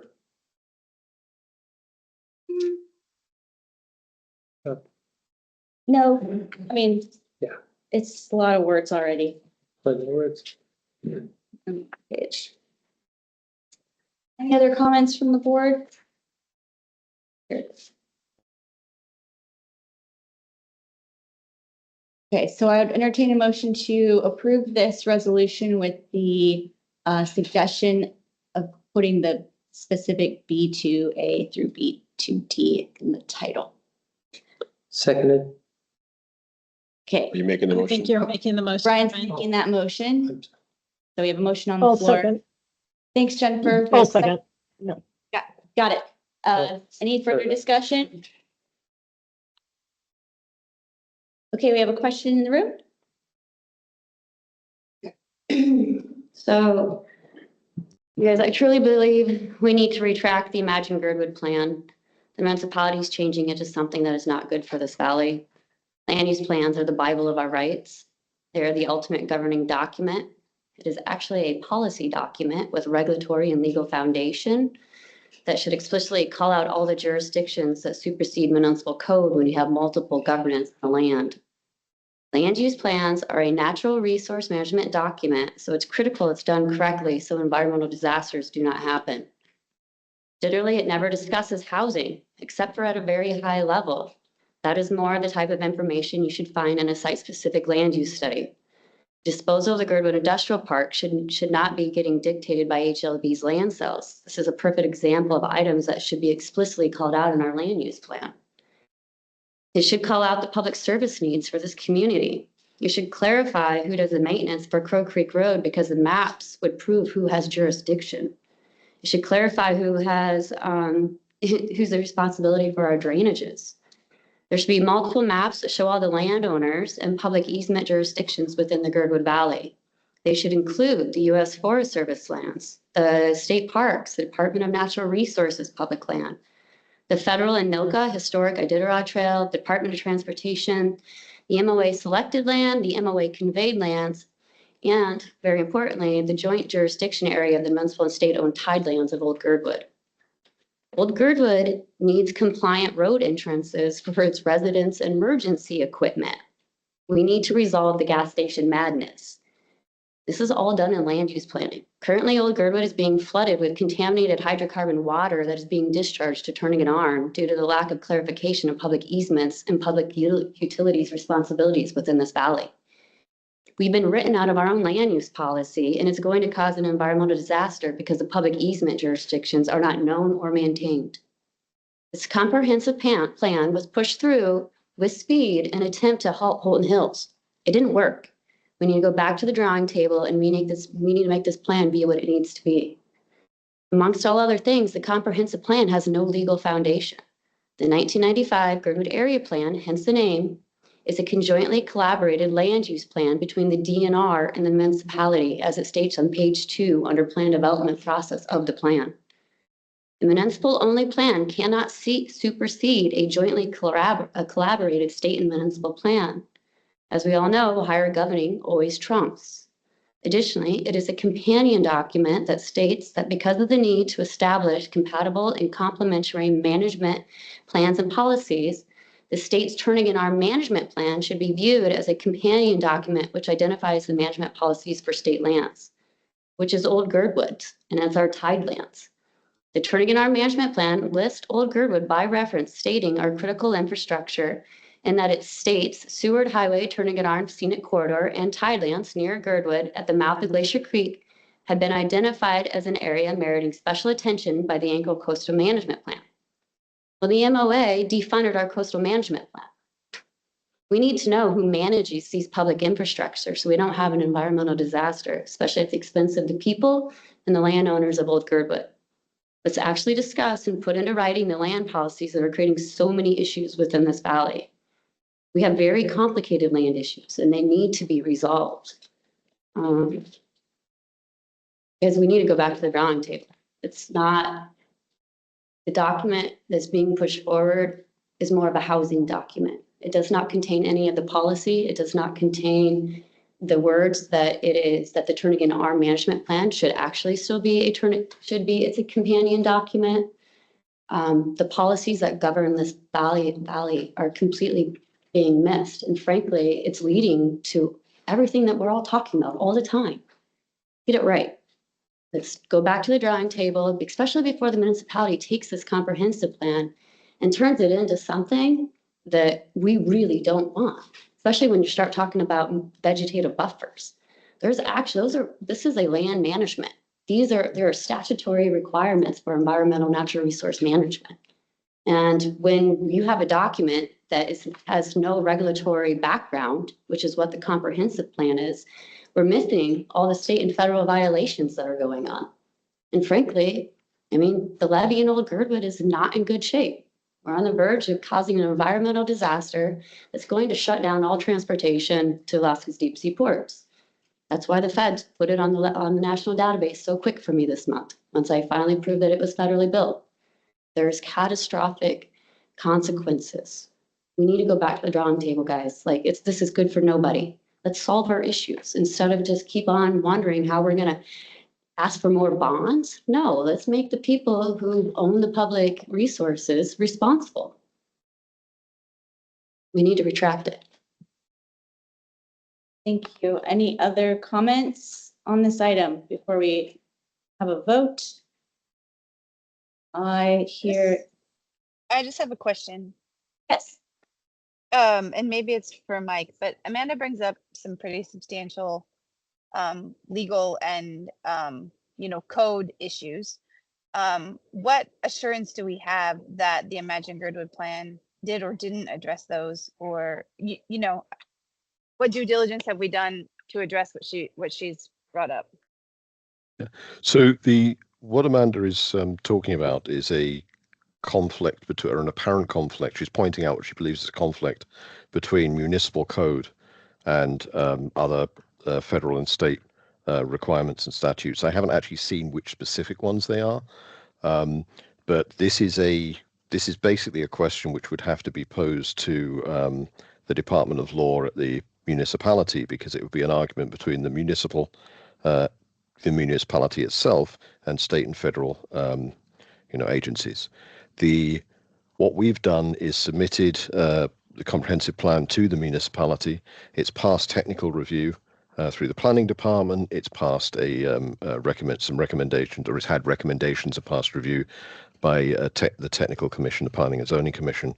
And I think it's been 7 years. It wasn't created in any way as a response to Holden Hills. We've been working on this actively for about 7 years. So, this has gone through many stages of review and consultation with both planning and other parts of the municipality.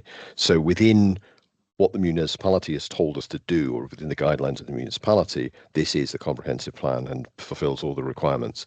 If the municipality has not, crossed all the T's and dotted all the I's with federal and state, that is a problem that is outside of our hands. Unfortunately, that's a problem that has to be dealt with at the municipal level. And again, if there are very specific examples of that, those questions can be posed to the Department of Law, and probably should be. And that's, I think, a good time to bring it up when it becomes. That's a good time to bring it up when it gets to work session with the Assembly, if there are specific questions and specific concerns. I think this will be a problem with other plans that have been adopted as well, if they are real problems. Why would we not ask for that legal review well before it goes before the Assembly, so we would have the determination at that conversation? If there were specific questions, I think we can do that. I think it's very hard to go to the municipal attorneys and say we don't think this is right without giving very specific things. So if there are specific questions, I've been asking for this for a while. If there are very specific questions, they should be shared, and they should be shared with the Department of Law within the municipality to be addressed one way or the other.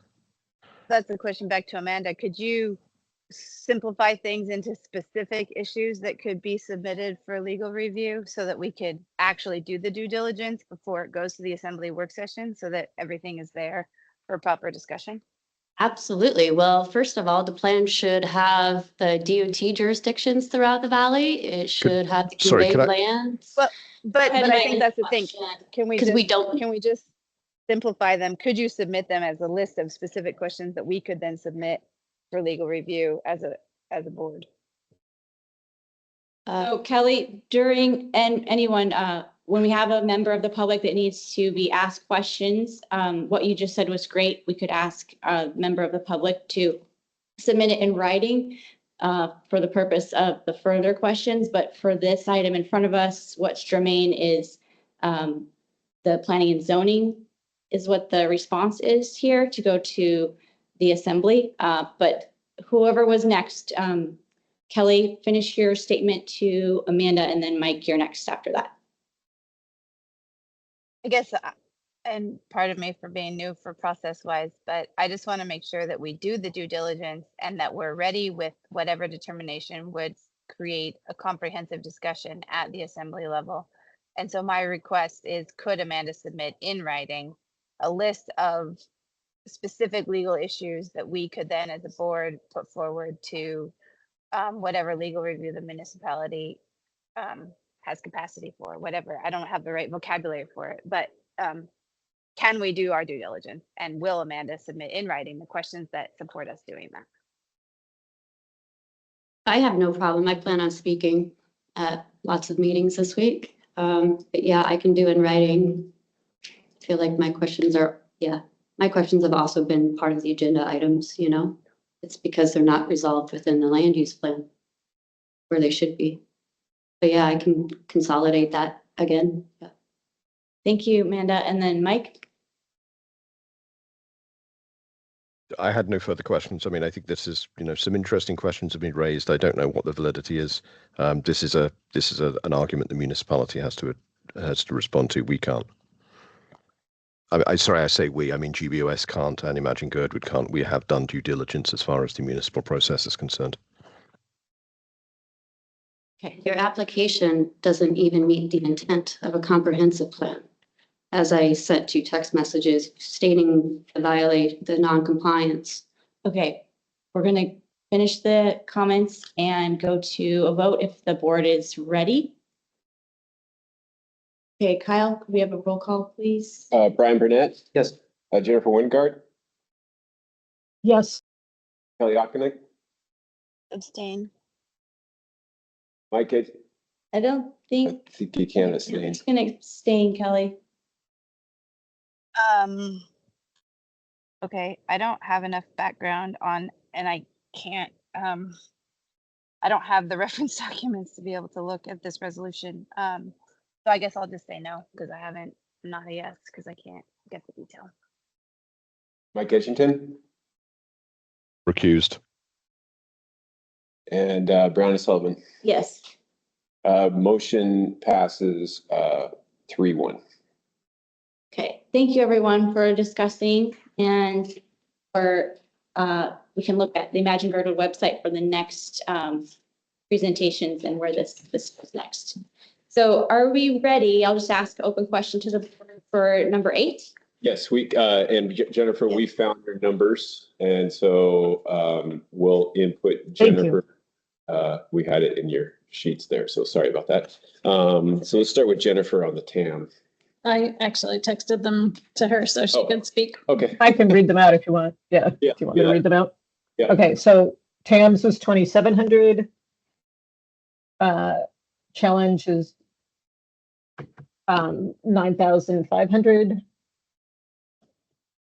Art Camp 5,750. KEUL 4,550. Okay, back to Kelly. Yeah, the mycological 2,700, challenge 8,000, AEUL 5,175, and finance 6625. Sorry. Yeah, we're just trying to do in the order here. What was it? Oh, sorry. TAM 2,700. Sorry, are you?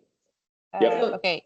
Art Camp was 6625, and KEUL was 5,175. 5,175. Okay, and then Brianna. Okay, TAMS 2,700. 2,700. Challenge 7,500. Art Institute 6,000. And KUL 6,300. All line up? Yep. Okay. And Margaret was saying this earlier, but we will need separate motions for the ones that we agreed to hard fund. And then the ones that we just finished totaling will need the other motion, right? So anyone welcome to make those motions. So first we need to average these. Oh, yeah. And we'll do each one.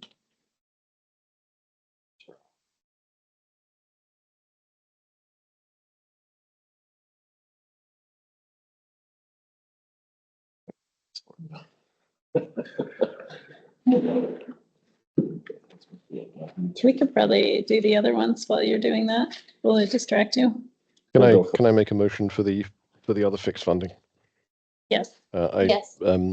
I move that we fund Four Valleys at $25,000, Glacier Valley Transit at $7,500, and Little Bears at $10,000. Second. Okay, great. We have a motion and a second. Any discussion?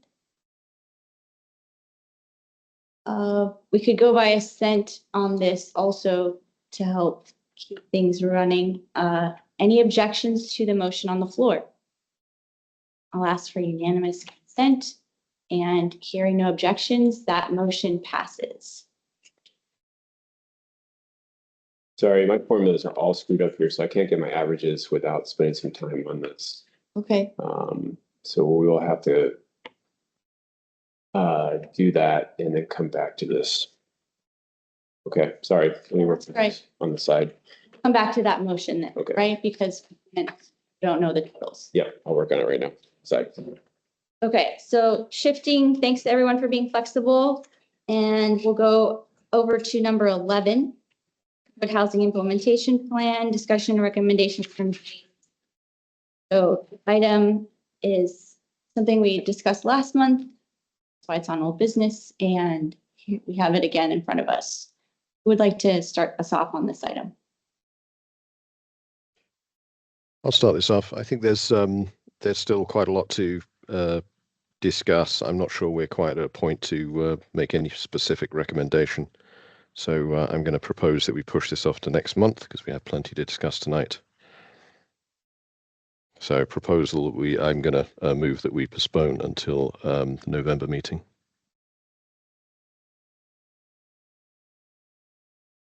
Thank you, Mike, for the motion. Do we have a second?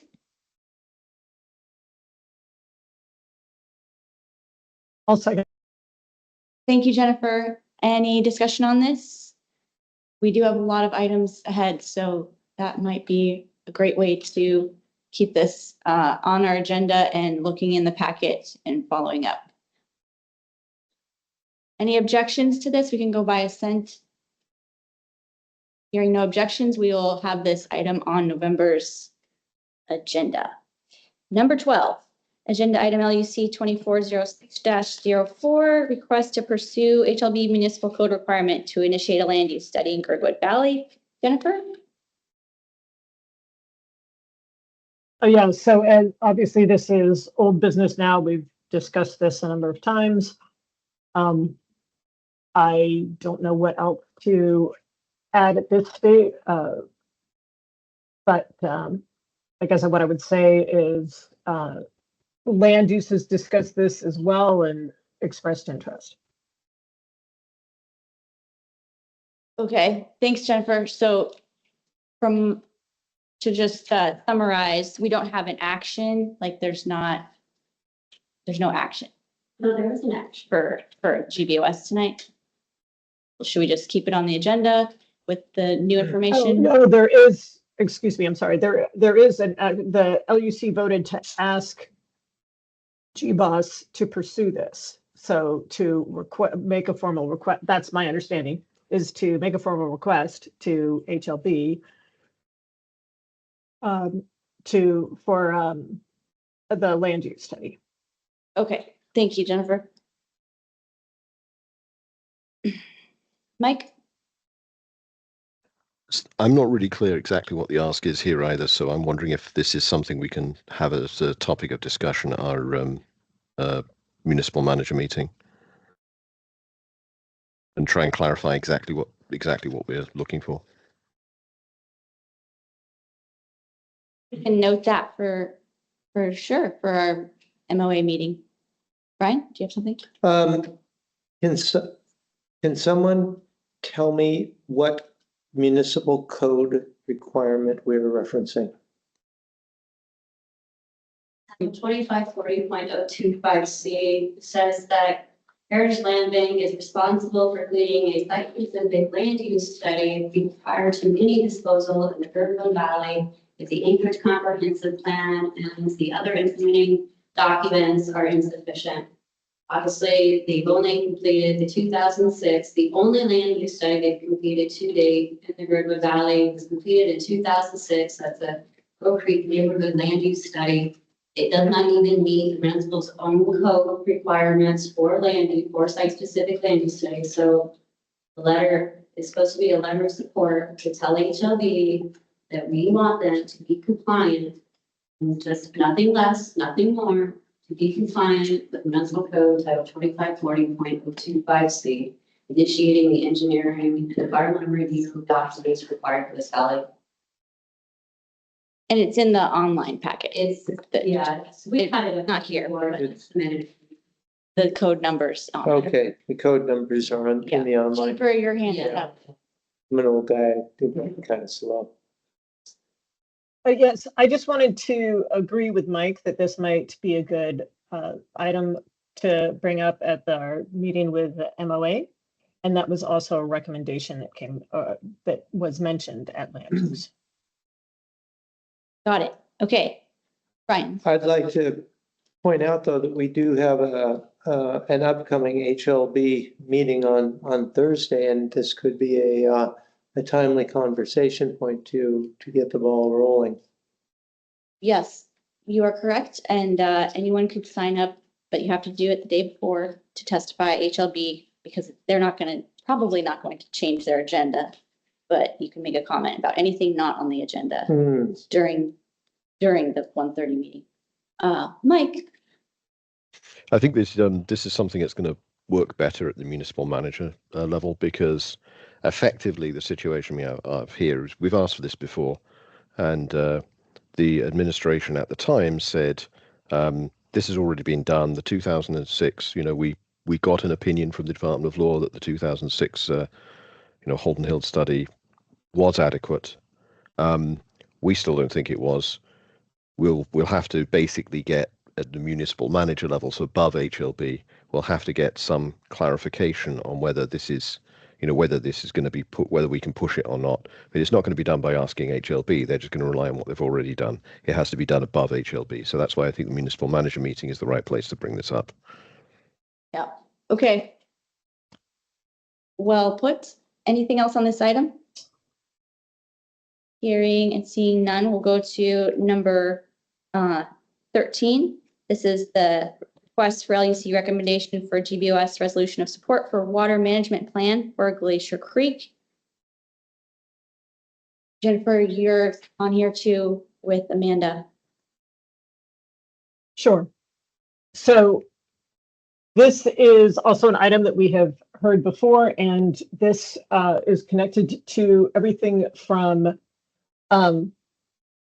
avoiding flooding and to possibly tying this in with the EPA grants and other ways of pursuing options in which we might be able to extract gravel as part of environmental and flood management, and not just as a commercial enterprise. So that's the short summary. How's that? Great short summary. Yes. Can I add something to that? Yes. So in addition to, obviously, I think that this should be a land use management, because our headwaters of our watershed are U.S. Forest Service. It gets very complicated because navigable waters are Department of Natural Resources. However, obviously, we've got some drainage issues, but something that same permit that I was talking about earlier is quite interesting when you read it, that MS4. The DEC, so it's a 5-year permit, the DEC required the municipality of Anchorage Watershed Management Department, which I really think is where probably the Watershed Management Department got started more recently, told them that they had to complete a watershed management plan for the municipality by the time their contract was up, their permit. That permit is actually up this coming February 1st. So most likely these same things, the same criteria and completion things need to be done in this next 5-year permit. So we actually might have a chance to go to the watershed department. It'll probably be the exact same terms as this last 5 years. So maybe we could be that Glacier Creek watershed. This past one they did was a Campbell Creek. It's just another avenue until we get the municipality. Frankly, it's the state of Alaska and the feds to decide who's actually in control of our water resources within this valley. But since right now it's an avenue that I think that I'm definitely hopefully we can pursue. Okay, and Mike's hand was first and then Jennifer. So Mike. Yeah, I was trying to get some clarity on again what we're actually asking for and from whom. I think if we're looking for a water management plan, or if we're looking for a drainage study and we're looking for first of all, there's an EPA grant application being written with approved funding for that. That's, I think, I'm not sure if it's the 1 to 3 million or the above 10 million project which is being proposed. There are two funding paths, but in either case, it's significantly more than a study on gravel. So, there is at least budget for significantly more than a study on gravel. So, first question is, I guess, is a water management plan going to be part of that EPA grant request. And the second thing is, why are we restricting it to Glacier Creek? Shouldn't we be looking at all natural watercourses in the valley, which would include Virgin Creek, possibly Tidewater Slough as well, or Slough? So I think we need to broaden it a little bit. And then the other thing is, again, if we can be really clear, if we can get clarity on who we're actually asking and where, what we're expecting the funding to be. Is this an administrative action? So is this something the water management team, the watershed management team are doing? Or is this a contract that comes from somewhere else? And if so, what's the funding source? I'm just trying to get my hand around what exactly the ask is and whether we should be asking for slightly more than listed here, or for perhaps less than it's listing here. Okay. And Jennifer? Thank you. And thank you for that request for clarification, because I can see how it's a little unclear. I had one thought about this, is that I think this is another possibility to bring to our meeting with the MOA. And within the description and within the discussion at LUC, this was described more generally, as Mike just mentioned, that would include all the major drainages in the Girdwood Valley, which there are 9. And then the specific request, as I understand it right now, would be conducted by the MOA Watershed Division, as Amanda mentioned, but it seems like it might be a good topic to bring up in a discussion with the city. Thank you, Jennifer. Quickly, Amanda. Yeah, loud enough so that online can hear you. Virgin Creek is in the Glacier Creek watershed. We have 9 major drainages within our watershed. Glacier Creek is just it's the main tributary, so that's why it's named after it. Okay, thank you. Jennifer, your hand's up again. Yeah? Or no?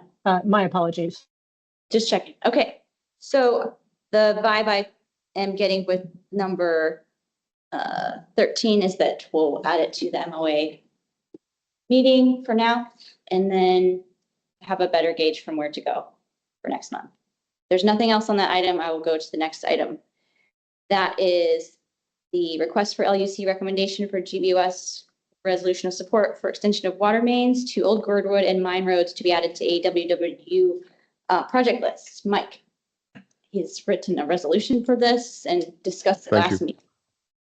Yeah, I think the resolution in the packet is actually not the latest version of the resolution. I thought I'd sent the latest version that had gone through an additional round of edits. It looks as if I didn't do it before I left traveling.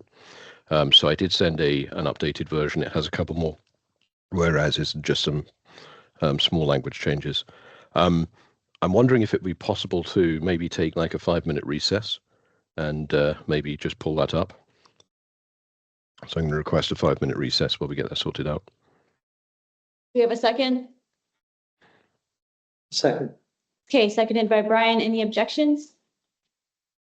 Okay, we'll have a 5-minute recess. Oh, wait, sorry. Yes. Go ahead. I do have a question about this. I do have an objection to this, actually. Not to necessarily the motion or the idea in and of itself.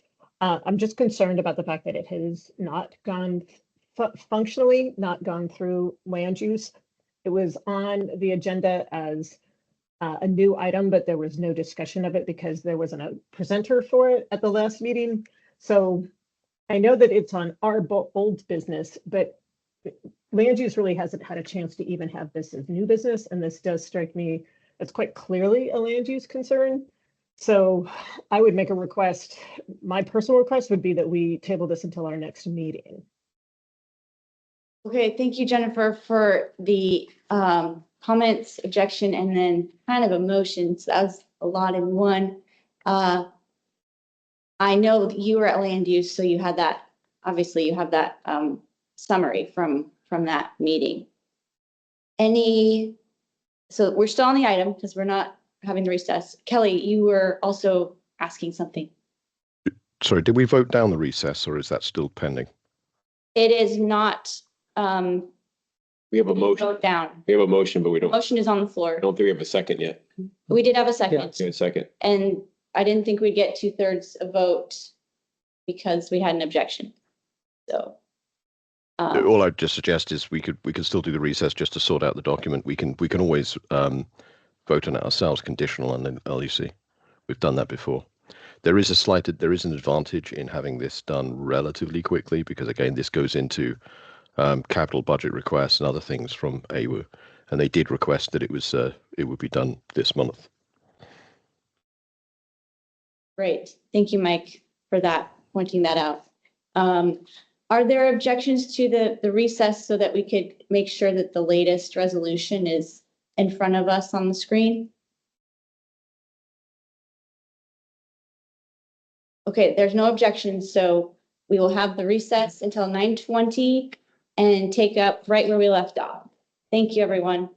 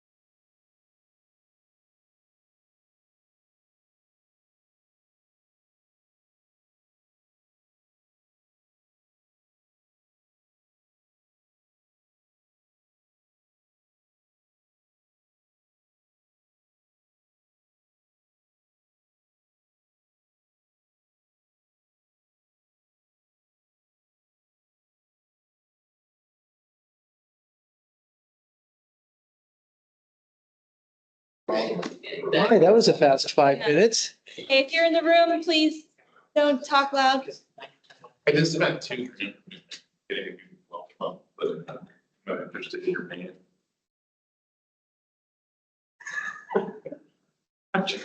Literally Friday. Literally.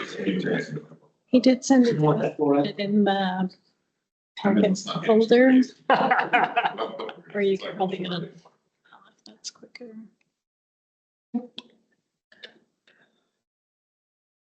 CPS packet. Yeah, there you go. And two. Yeah. There. Yeah. And then it's brand new, add at meeting resolution. It's the 4th from the bottom.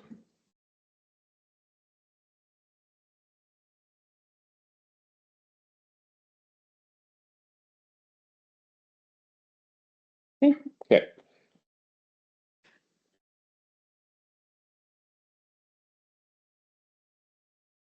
Okay, we're live, right? Yep. All right.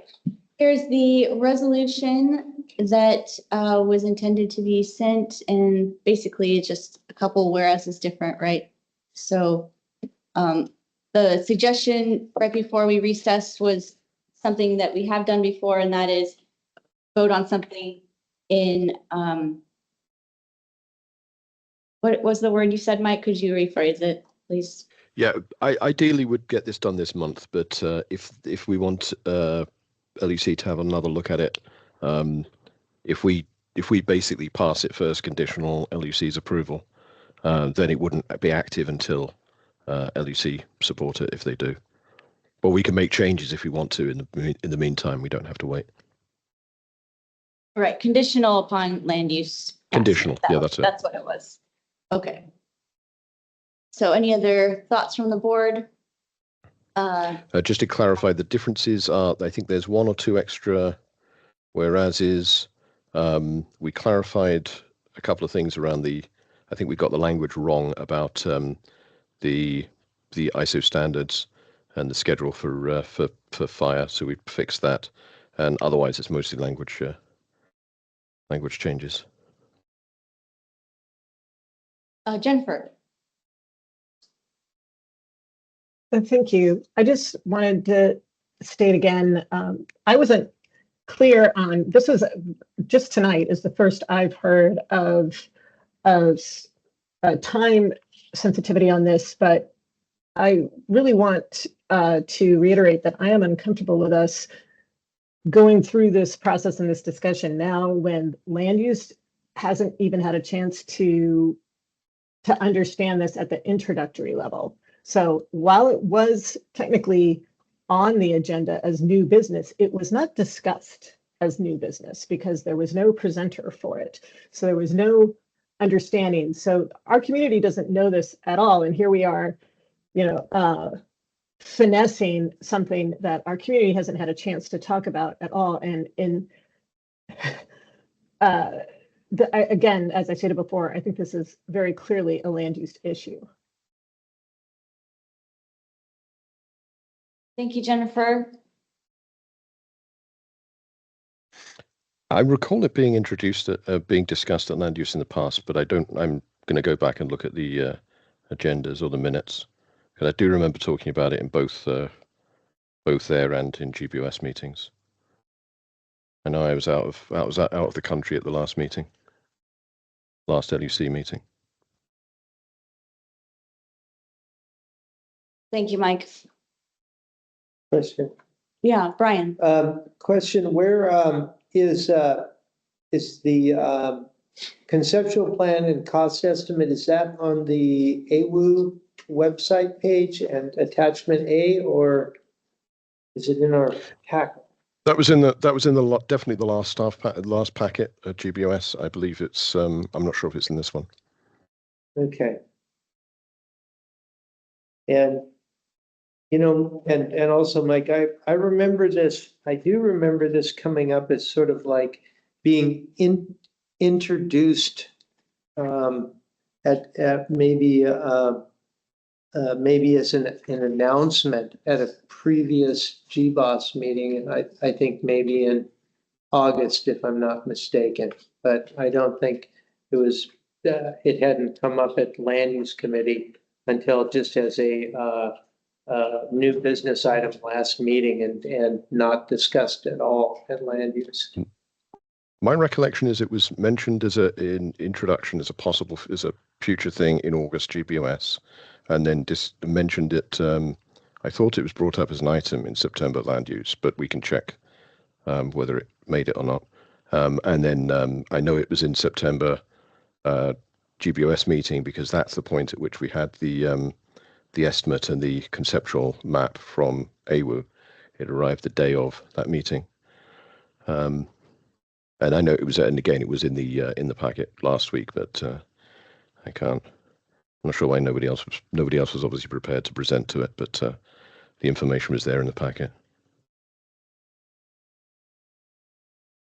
Thank you. And yes, I would just chime in that we had our initial presentation with the maps and the AWU response last month. Yeah. And considering this is a great potential massive benefit to all of Girdwood, I feel like if there's a time at all, and I know that land use is, all the meetings in November are pushed back. I feel like it wouldn't be, I feel like it would be prudent to discuss this, which we did, discuss this further tonight and vote on it with the condition of land use discussing it and passing it. Brett, your hand is up, and Jennifer, I don't know who was first. Brett?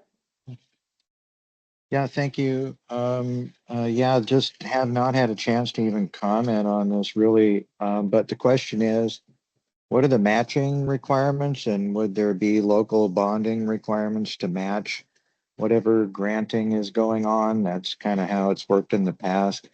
And then I noticed in the whereas, it's like assessment by connection. And so down the mine roads, I know there's only like 20 properties undeveloped. And so there are not a lot of properties that would necessarily be connecting to that system. So I had some questions about the economics of that. And then there are other questions regarding the data with the, what is this talk about failed wells? Is this just speculation that they've reached their service life? And what evidence or documentation do we see to that point? So there's just several questions I was hoping to have a chance in land use to ask. Sure. Let's start with those. I would, yeah. Let's start with those few, Brett, for Mike. Yeah, AWO will have the details, but my recollection is that the matching would be done municipality wise at a low level. It depends exactly what funding stream there is, because the purpose of getting this resolution is to get the request into the capital asks from AWU, and there are multiple different funding possibilities, and typically what AWU explained, and Kai was on the call as well, what AWU explained is once they have a project identified in their capital list, funding opportunities sort of crop up, often with relatively short response windows throughout the year. So what they would do is find probably 2 or 3 or even 4 different funding sources to put together the different components of this overall plan. And some of those are almost 100% funded by grants. Some of them are, I think, up to 80% funded by grants. And the matches would be some combination of, municipal funding, their own capital reserves, and future revenues from the service. So my understanding, the way they described it, was there's no additional bond requirements, there's no additional funding requirements. This would be, grant funded. The connection, or the assessment on connection, is a newer system which contrasts with the way that these systems used to be expanded in the past. In the past, the way a system was expanded is a plan would be put forward, some funding would be secured, and then when the construction of the line was put in, everyone who could potentially be served by the line started paying for that line as soon as it's constructed, even if they never connected to it. That model no longer applies, or would not apply at all to this situation. This situation would be the infrastructure would be implemented and constructed, and none of the property owners would pay for would pay assessment, would pay for connection until they actually connected. It wouldn't be a payment for, having a system there that you're not using. You would only start paying when you connect to the system, and you'd be paying based on the costs of when the system was constructed. So if you don't connect to it for another 20 years, you'll be paying, for argument's sake, let's say it's built in 2028 as an arbitrary number. If you connected to it in 2048, you would be paying connection fees based on the capital cost in 2028. So generally, this model leads to significantly lower costs for people who do use the system in the future, and no mandatory requirement to pay for a system you're not making use of. The language from well failures came from a combination of the AWU plan, which describes this. I think it was written in 2012 or thereabouts.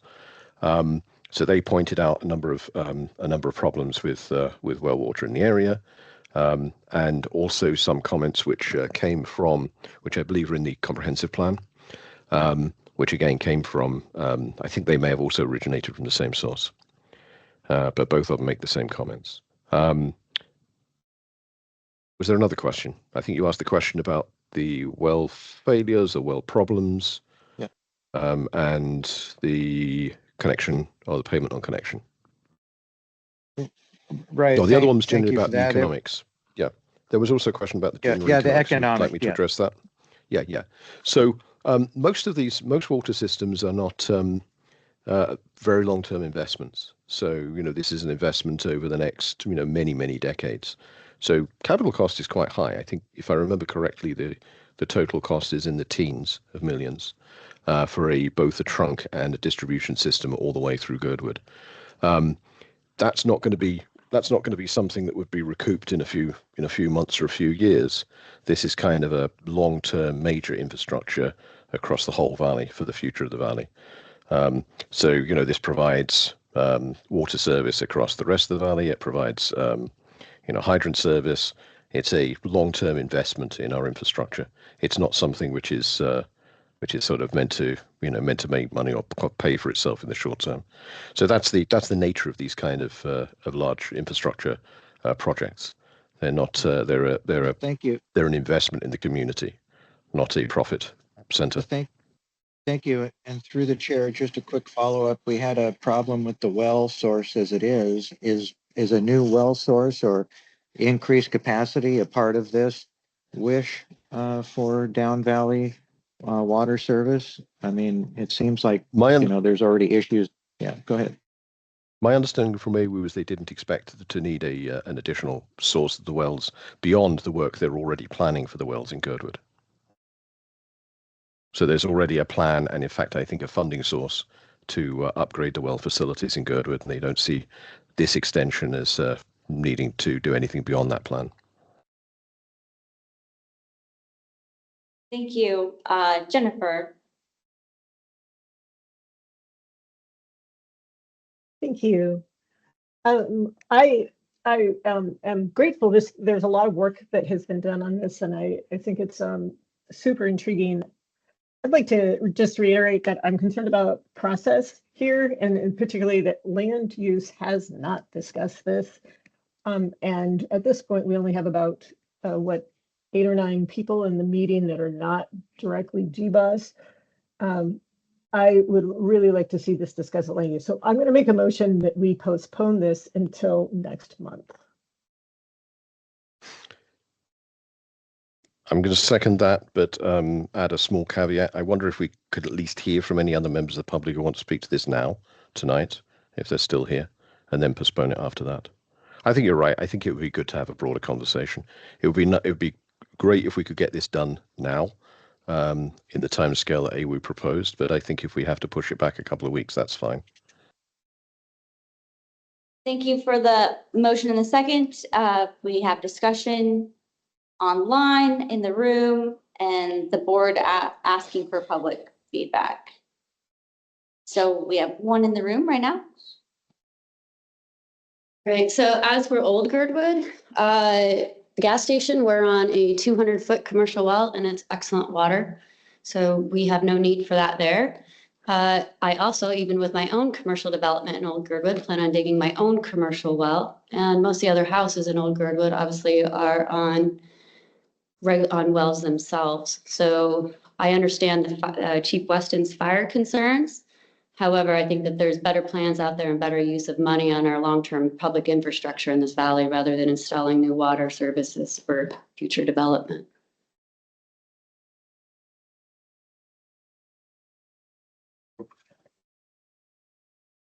Yes. Thank you. Yeah, Bryce Wilbanks through the chair. Really excited to talk about this at the next LUC meeting because the more and more I read into this, the more questions I have. So I'm excited to have a discussion about this in November. Anyone online? I think we'll try and get Ayoshak from AWU to attend the GBOS meeting next month because he can provide some more detailed responses. Okay, thank you for the discussion, board. Sorry, can I just make one other comment as well? Yes. I agree there are many things we should do for infrastructure within Girdwood, but when money is allocated federally to expanding water systems, that's how it's going to be spent. It's not that we can apply for that money and redirect it to a road project or, to a levee rebuild or something else. That's how it's allocated. The question is, do we get some of that to expand our systems here? Now, I mean, if we choose to forego it, we obviously can. But it's not like if we don't apply for this, it improves our chances of completely different projects for different tasks. So that's kind of a little bit of a misdirection. Okay, Lee. Hi, Lee Ellis, Gunnysack Mine Road. Thinking about this, I was just making a joke as we were coming back from break here that I just put about $2,700 in my well on Friday. So I'm probably not that interested in getting connected until that next well pump dies in 20 years. But what I am interested in is thinking about this. I totally agree with Chief Weston. We have no fire protection, and that's a huge issue with the continued development going on the mine roads. And nobody really seems to be thinking about that when they're developing their giant condos and whatever. But we also have identified things in the Girdwood Comprehensive Plan as places of future development. And I think it's very interesting to think about water service into an area where people have already invested quite a bit of money into wells and things like that, and septic fields and all that great stuff.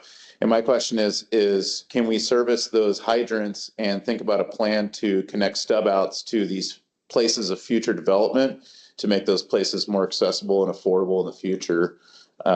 So I would probably encourage us to think about a plan that way instead of running water to places that already have water. Thank you. Any other comments from the board? I'll just add that I look forward to land use having this item with one or two presenters and colorful like rave reviews, and we still have the item on the floor, the motion on the floor, so we could just ask for any objections on that motion, or I could ask for any objections on that motion. I don't hear any objections on that motion, so I didn't repeat the motion, but it is to have this at November's meeting. Okay, next item is 15. It is the Glacier Creek Turnigan Arm Levee protecting Old Girdwood. Jennifer, do you have an update on this item? I do not. I apologize. Okay. What should we do with this item? Any suggestions from the board? Can we postpone this to a later meeting as well? Would November work, or would it have to be later than that? I'm asking through the chair to Jennifer.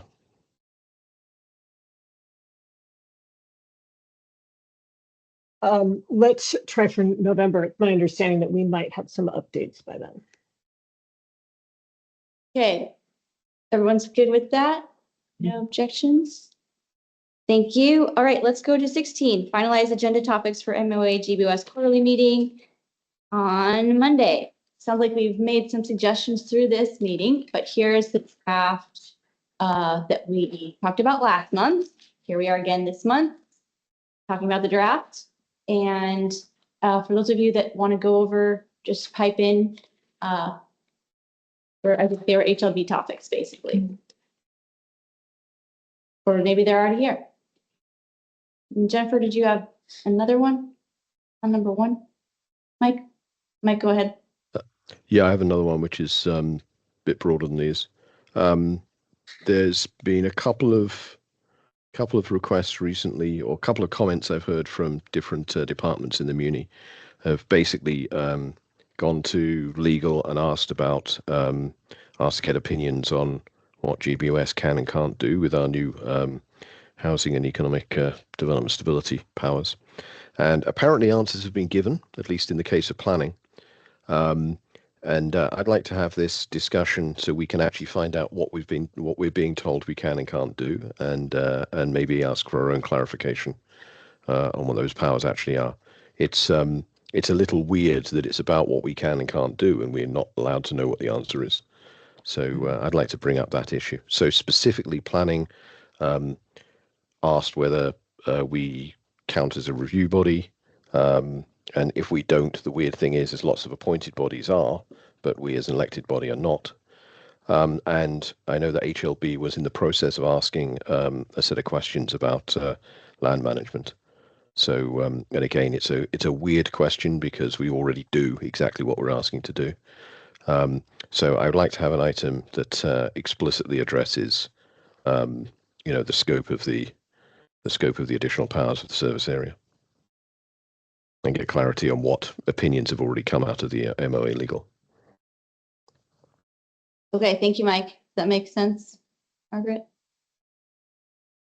Maybe. I think Jennifer has something. Yes, she does. Jennifer?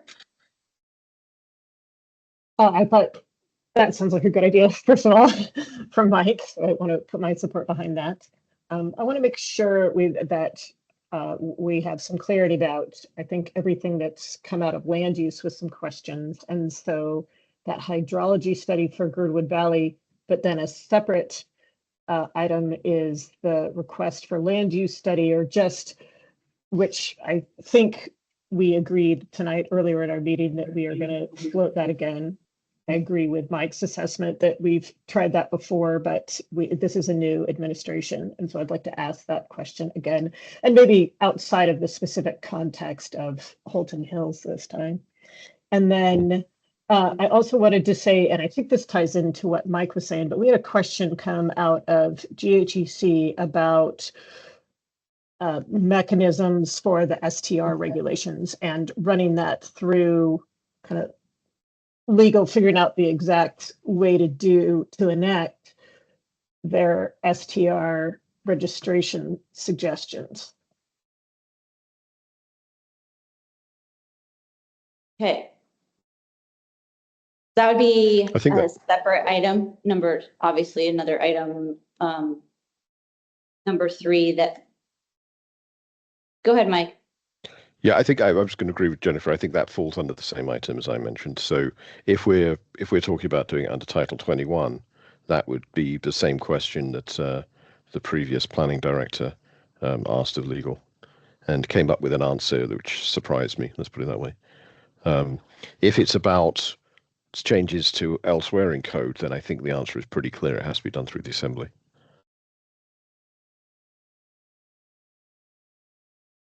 Okay, any other items? Margaret has her hand up.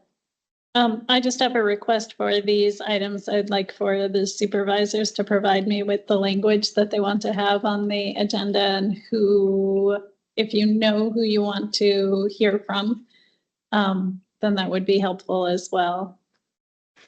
I can do that for my item, and I'll make sure that I copy Jennifer to see if it's to verify it covers what she was requesting as well. Sounds good. And then as far as I understand, under item number 1, we're adding the land use study. And I think that the watershed for Glacier Creek fits under or is the same topic as the hydrology study for Girdwood Valley. Is that okay? Very good. Okay, any other comments on this?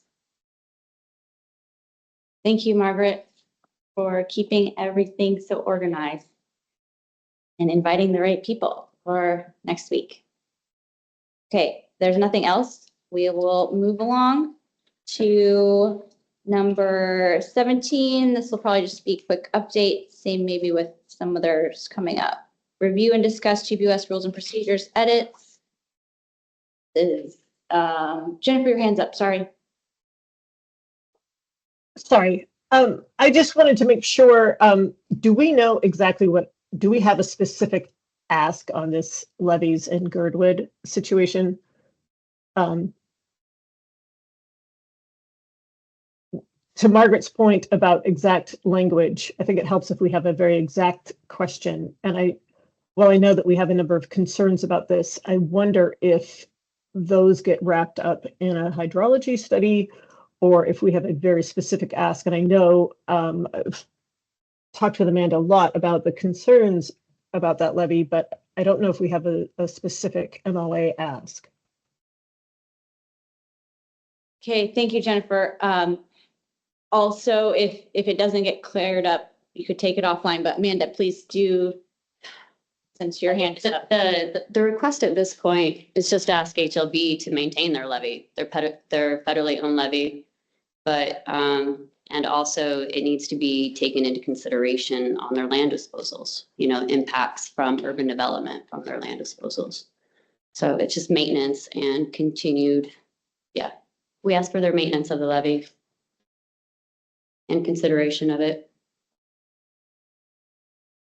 Okay. Thank you. Got it? Kelly, do you have anything?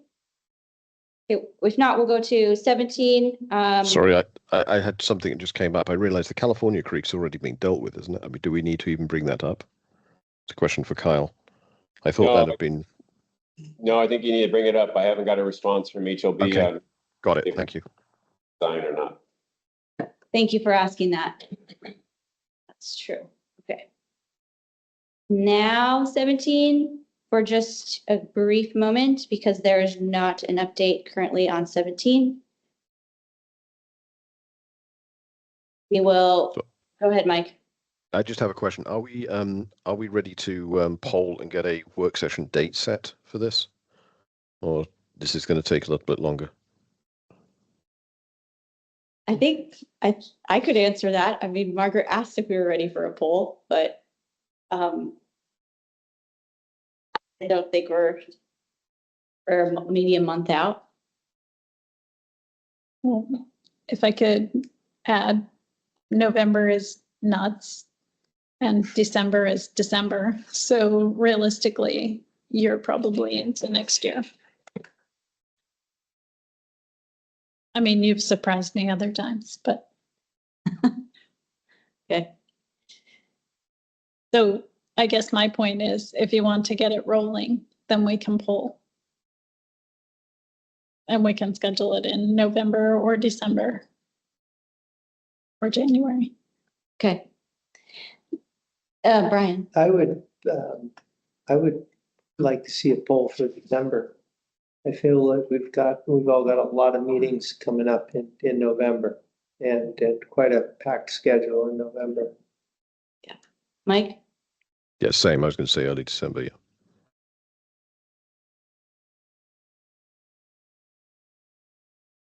I think you cut out, but I think you said December, so. Early December, yes. I'm agreeing with Brian. Copy. Jennifer? Oh, sorry, just to clarify, are my fellow members saying early December is good? Because I was thinking January sounded really good.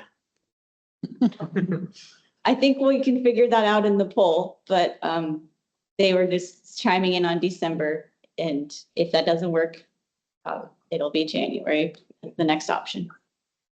Okay, thank you everyone on that. Anything else on 17? Okay, time's ticking. 18, this is the review letter requesting Chugach Electric underground power lines in Town Square. I did not see anything in the packet for this. No, I had a draft letter, and then one of the landowners involved and the architect who's been working on that contacted me and said there's been some new developments, so we need to get a little bit more information together and generate a revision of it, so it'll effectively be next month before it's available. Okay, great. Thank you. There's nothing else on that. We'll go to 19. GHEC requests for LUC and GBOS to consider support for service area STR registration and regulation. This was in the packet. Would like to speak on this? Lots of names. Mike? I'm not quite up to speed on this. I wasn't at the last GHEC meeting. So I'm happy if Jennifer wants to speak on this first.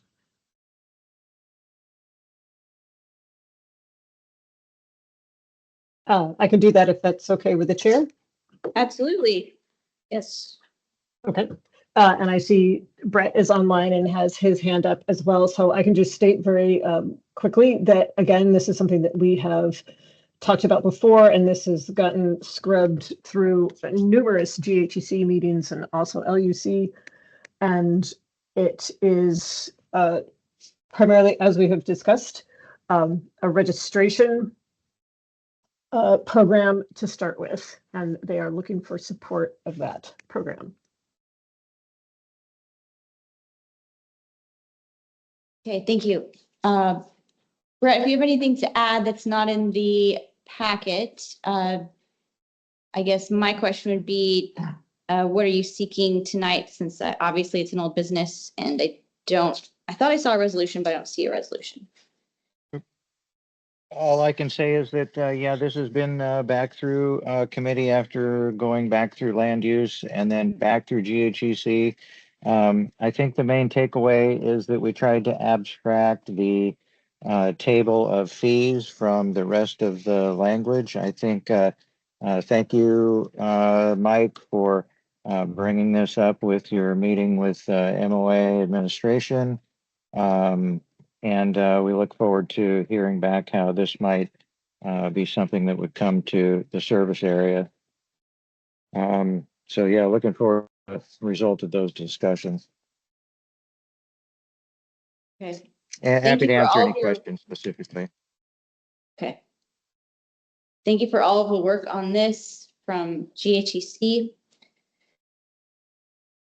Yeah. Brian? Yeah, I would wholeheartedly support seeing something come from GHEC that we can run through GBOS, in support of rental registration and regulation, and start to get a handle on this, on the impact and reach of short-term rentals here in Girdwood. Okay, Jennifer.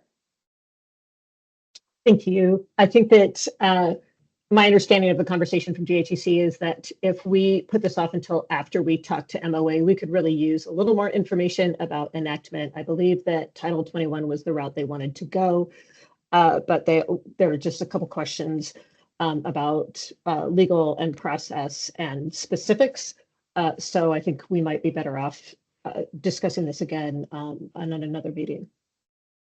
Okay, thank you, Jennifer. Mike. Yeah, I'm just going to say I think this is very similar framework to I think what we've been discussing conceptually for a while, and a solid piece of work needs to be converted into an actual code language all the way through, and that's something we can probably, I think the two paths are we could get our assembly members to introduce this directly, or try and clarify what role we have in making text amendments and introducing things through Title 21. Probably faster to just get this directly added via assembly members. As you probably know, there's one extra tweak which I think is good, would be hugely beneficial to add to this, which is 2 uses. I think this just proposes a one use, which is short-term rental and commercial visitor accommodation, but there are actually 2 uses we see in the valley. One is a full use as visitor accommodation commercial, which I agree with, and the other one is an accessory use as an accessory use to a primary residential property. So something where somebody lives in it the whole year. The reason you can do this, and it's been successful in a couple of other communities, it's a direct incentive to providing long-term rental options. And as this stands, it doesn't quite do that, but it's close. So there's some tweaks, which we can definitely do something a bit better than that, but that's the purpose of going through this process. Thank you. Brett? Yeah, thank you through the chair. I just wanted to point out that we were able to add another item in the table that talked about owner occupied. So that if it was one of those scenarios where somebody was living on property, it sort of favors that type of, scenario where there's an on-site sort of responsible party. And so we decided that that was to be honored through a reduced fee rate. So that's reflected in the table, but good point. And thank you for that. Yeah, just one small nuance. It's not necessarily about owner occupation. It's about residential, primary residential use. This is the way in which other communities have found that providing a kind of a light touch registration scheme, if part of the property has long-term rental use, and a heavier regulation scheme if none of it does. That's a way that provides an indirect incentive, but an effective incentive for long-term rental use. So that's what I would recommend we add here. So it's very closely related. There's just one small tweak to what you've already put in there. But again, we can discuss this in detail in the future. I think this is really close to where we need to be. Okay, one more, Brett. Your hand's up. Right.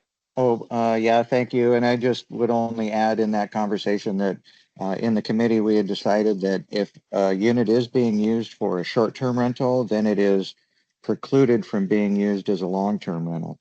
And so from that point of view, the committee had decided that there was really no differentiation in the operation of a short-term rental unit because it had equal impact. So anyway, that's the summary from the committee notes. But thanks for that point. Okay, thank you, everyone. Anything else on this item? Okay, we're getting very close to 10. Would anyone like to make a motion to extend so we can finish the? I'll move to extend 15 minutes till 10:15. We need a second. Second. Second by Brian. Any objections?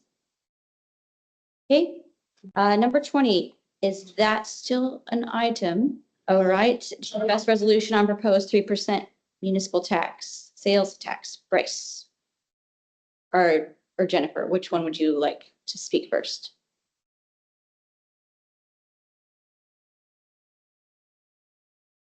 Jennifer, would you like to speak on item 20? No, Bryce can take that one. Okay. Yeah. Okay. Thanks, Jennifer. Through the chair. So a few updates on this one. We at the last meeting and the last LUC meeting was postponed till this meeting with not many questions being answered the last one. The status of this right now is that the sales tax proposal is actually on the agenda for the assembly starting tomorrow. It's being introduced and it is going to go ahead and go to the first public hearing on the 9th of November. If I'm not mistaken, that's going to require 2 public hearings and needs to be completed before the end of January.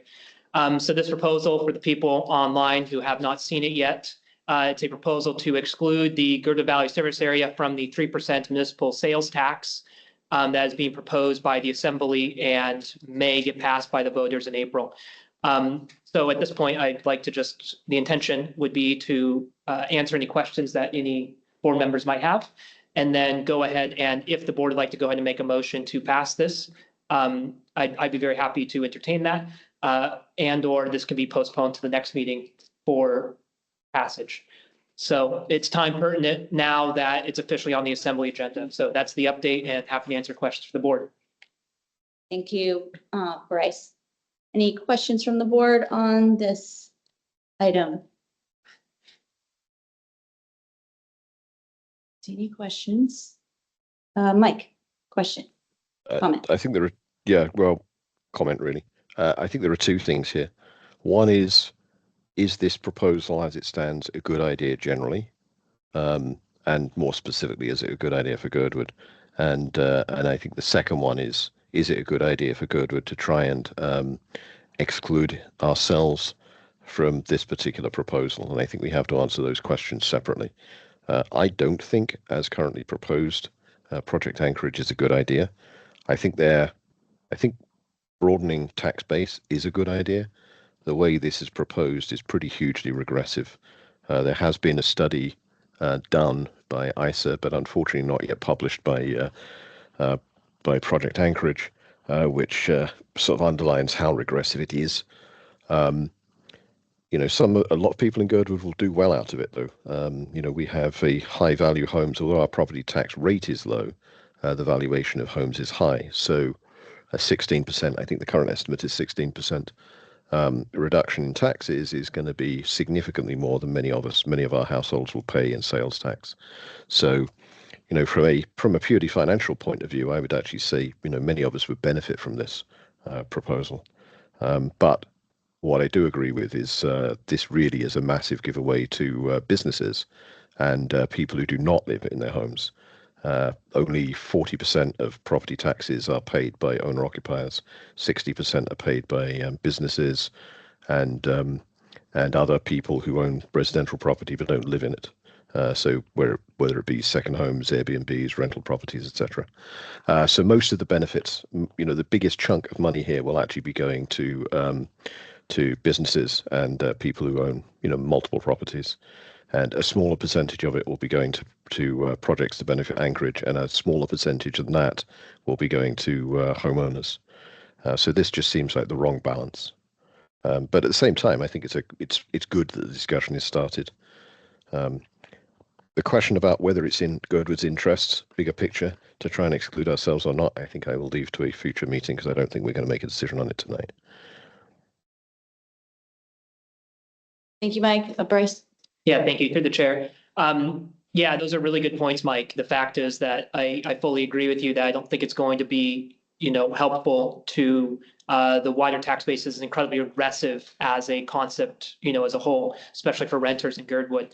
The other thing I just wanted to add on and keep in mind regarding the 1% projects allocation for that would be, because the Project Anchorage list in the assembly in that ordinance that I've seen has not released their official list of what projects will be included on that ballot measure.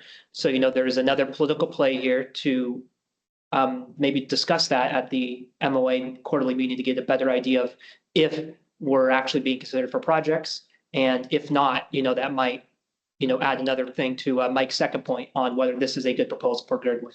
So I would suggest that as a potential agenda item. Thank you. Thank you. Anything else from the board on this item? And Bryce has made himself available. If you have questions another time offline, do it. Do we have to formally postpone this to next meeting, or can we just let it ride? Most items tonight we have formally moved, but not all of them. So I'll leave that up to the body. I mean, I know that. Okay, I move to postpone this to our November meeting. Give a second. Second. Second by Brian. I'll go by assent. Is there any objection to that? Okay, it's beyond November's.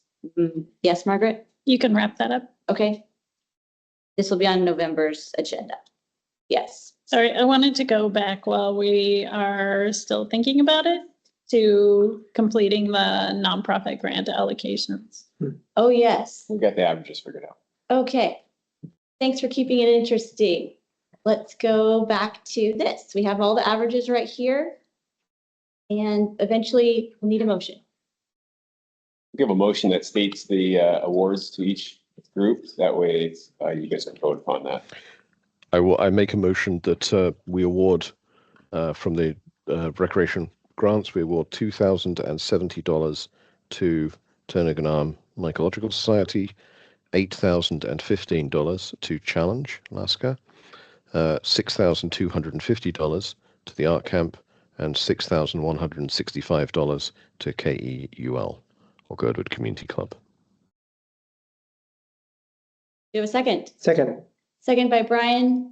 Any further discussion or any discussion? I just know that every year we enjoy doing this and that it's hard to choose funds. So thank you all for participating and averaging out all of it. So it makes all of our jobs a little bit easier. And congratulations to our recipients. I would ask for a roll call vote. Sure. Brian Burnett? Yes. Jennifer Wingard? Yes. Kelly Okonek? I think we lost Kelly. I think she lost service. Okay, Mike Edgington Yes. and Brianna Sullivan. Yes. Motion passes 4-0. Great. Thank you for doing that. Let's bump back to number 21. This is the Girdwood Nordic Ski Club request for the resolution of support for their application to the RTP for funds to work on bridges. The Trails Committee saw this last month or this month. The resolution. And the resolution is right here in front of us.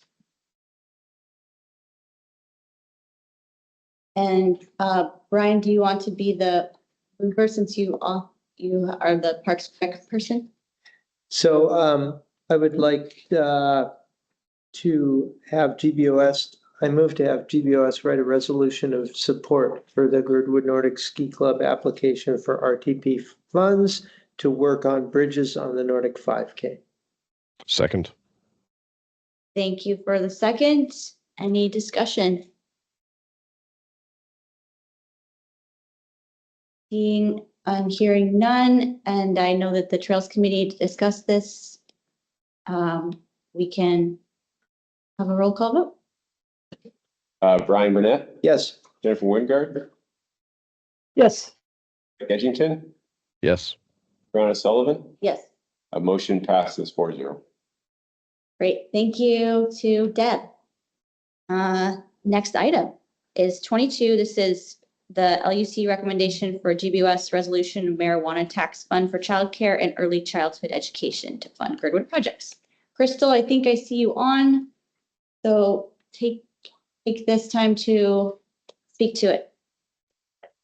Hi, everybody. Good evening. Yeah, so first I noticed on the agenda, it says Little Bears, and I would request that that be struck and just have my name. I feel like I'm moving this item as an individual. So the background is that upon the Anchorage voters voting to approve marijuana tax towards childcare and early education last year, the municipality has built up a fund for 2024 proceeds and then is projecting into 2025 what they're expecting to bring in. So I've looked through, so after it got approved, there was this board called ACE approved, or ACE formed, which stands for like Anchorage Child Care and Early Education Board. They put forward their recommendations for how that money should be spent. In the 2024 funds, there was $500,000 set aside for capital projects. And then in 2025, it was split into 3 different pools, according to the ACE board. So then my request is that because we do have an outstanding financial need for the building, that we would request some of that $500,000 in capital money to be available. And then, so really I'm hoping for 2 different requests. I emailed my draft that I worked with several other individuals. One would be a resolution of support for 2024 marijuana tax funds spent on childcare and early education in Girdwood. That refers to the $500,000 in capital money that is available.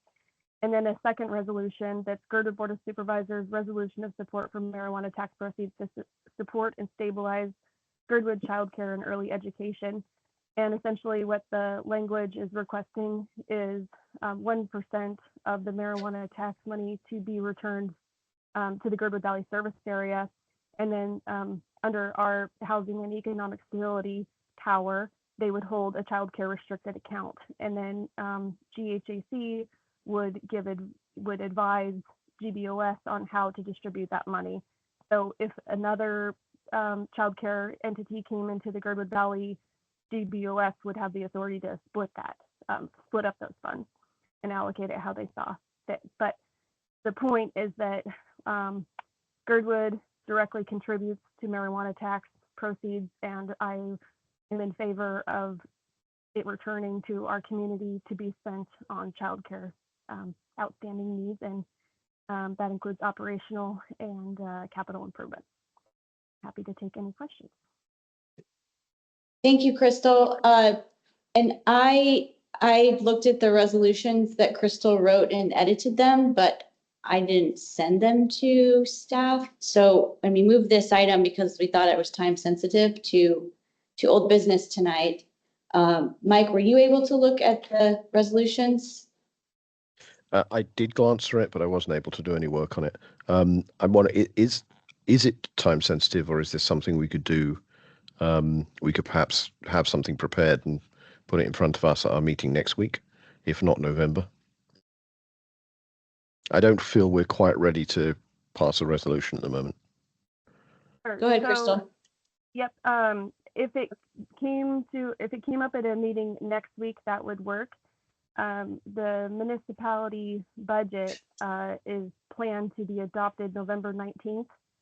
So if GBOS hadn't pushed back a week for meetings next month, it would have fallen perfectly, and it would have been, in theory, approved the day before the assembly moved on the budget. Because those meetings have been shifted, now there is an urgency to have it before the 19th. So as long as there could be a GBOS meeting between now and the November 18th, then that could work. We have a meeting next week with the municipal manager, so we could add it to the end of that. But I'm not sure that maybe I misunderstood it. I didn't think that the allocation for the ACE fund was part of the budget. The overall amount in the ACE fund is, but I didn't think the individual projects were, but I could be mistaken. It didn't list, or actually, so when I compared it against Suzanne LaFrance's proposed budget, it did still include capital projects of 500,000 listed, but it specifically noted that they should be like small capital improvements, which is not what, like, the only reason I think why capital improvements was listed is because it showed up so many times under the public comments for Girdwood needing capital improvements. So it's like we were the biggest voice for needing capital, but now they're kind of writing us out when they say only use this for small capital improvements. So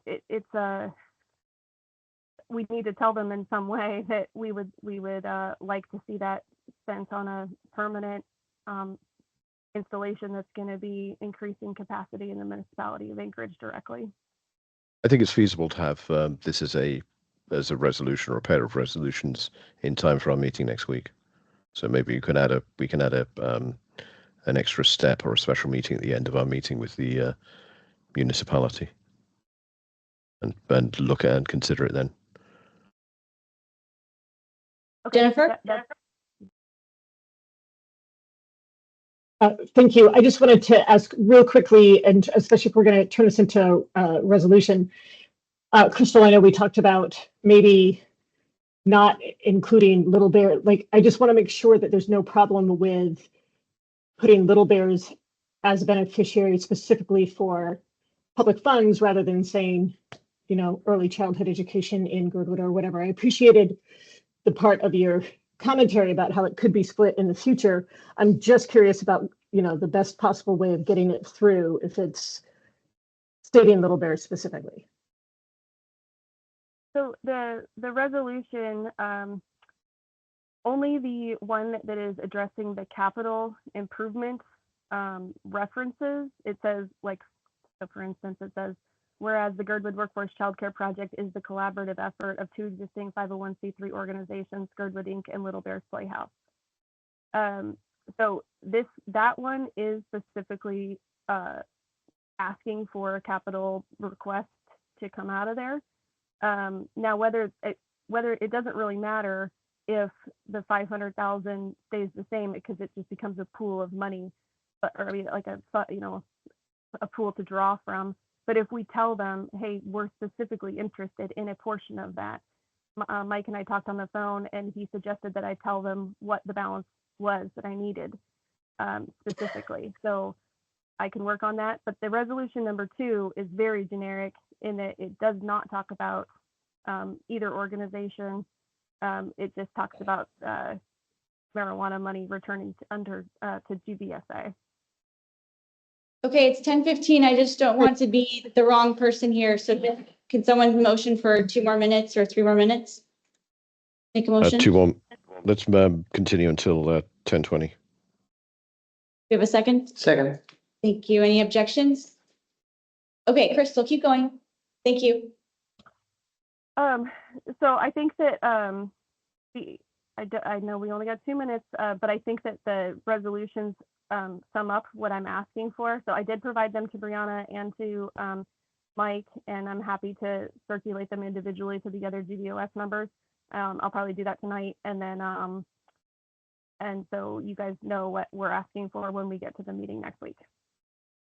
Well, once we edit it, Crystal, when Margaret posts it, that's when we can all see it. I think that's the process we should use. Okay, so once you edit it, then you provide a copy to everybody else. We'll create a meeting packet with it. When it's in the meeting packet.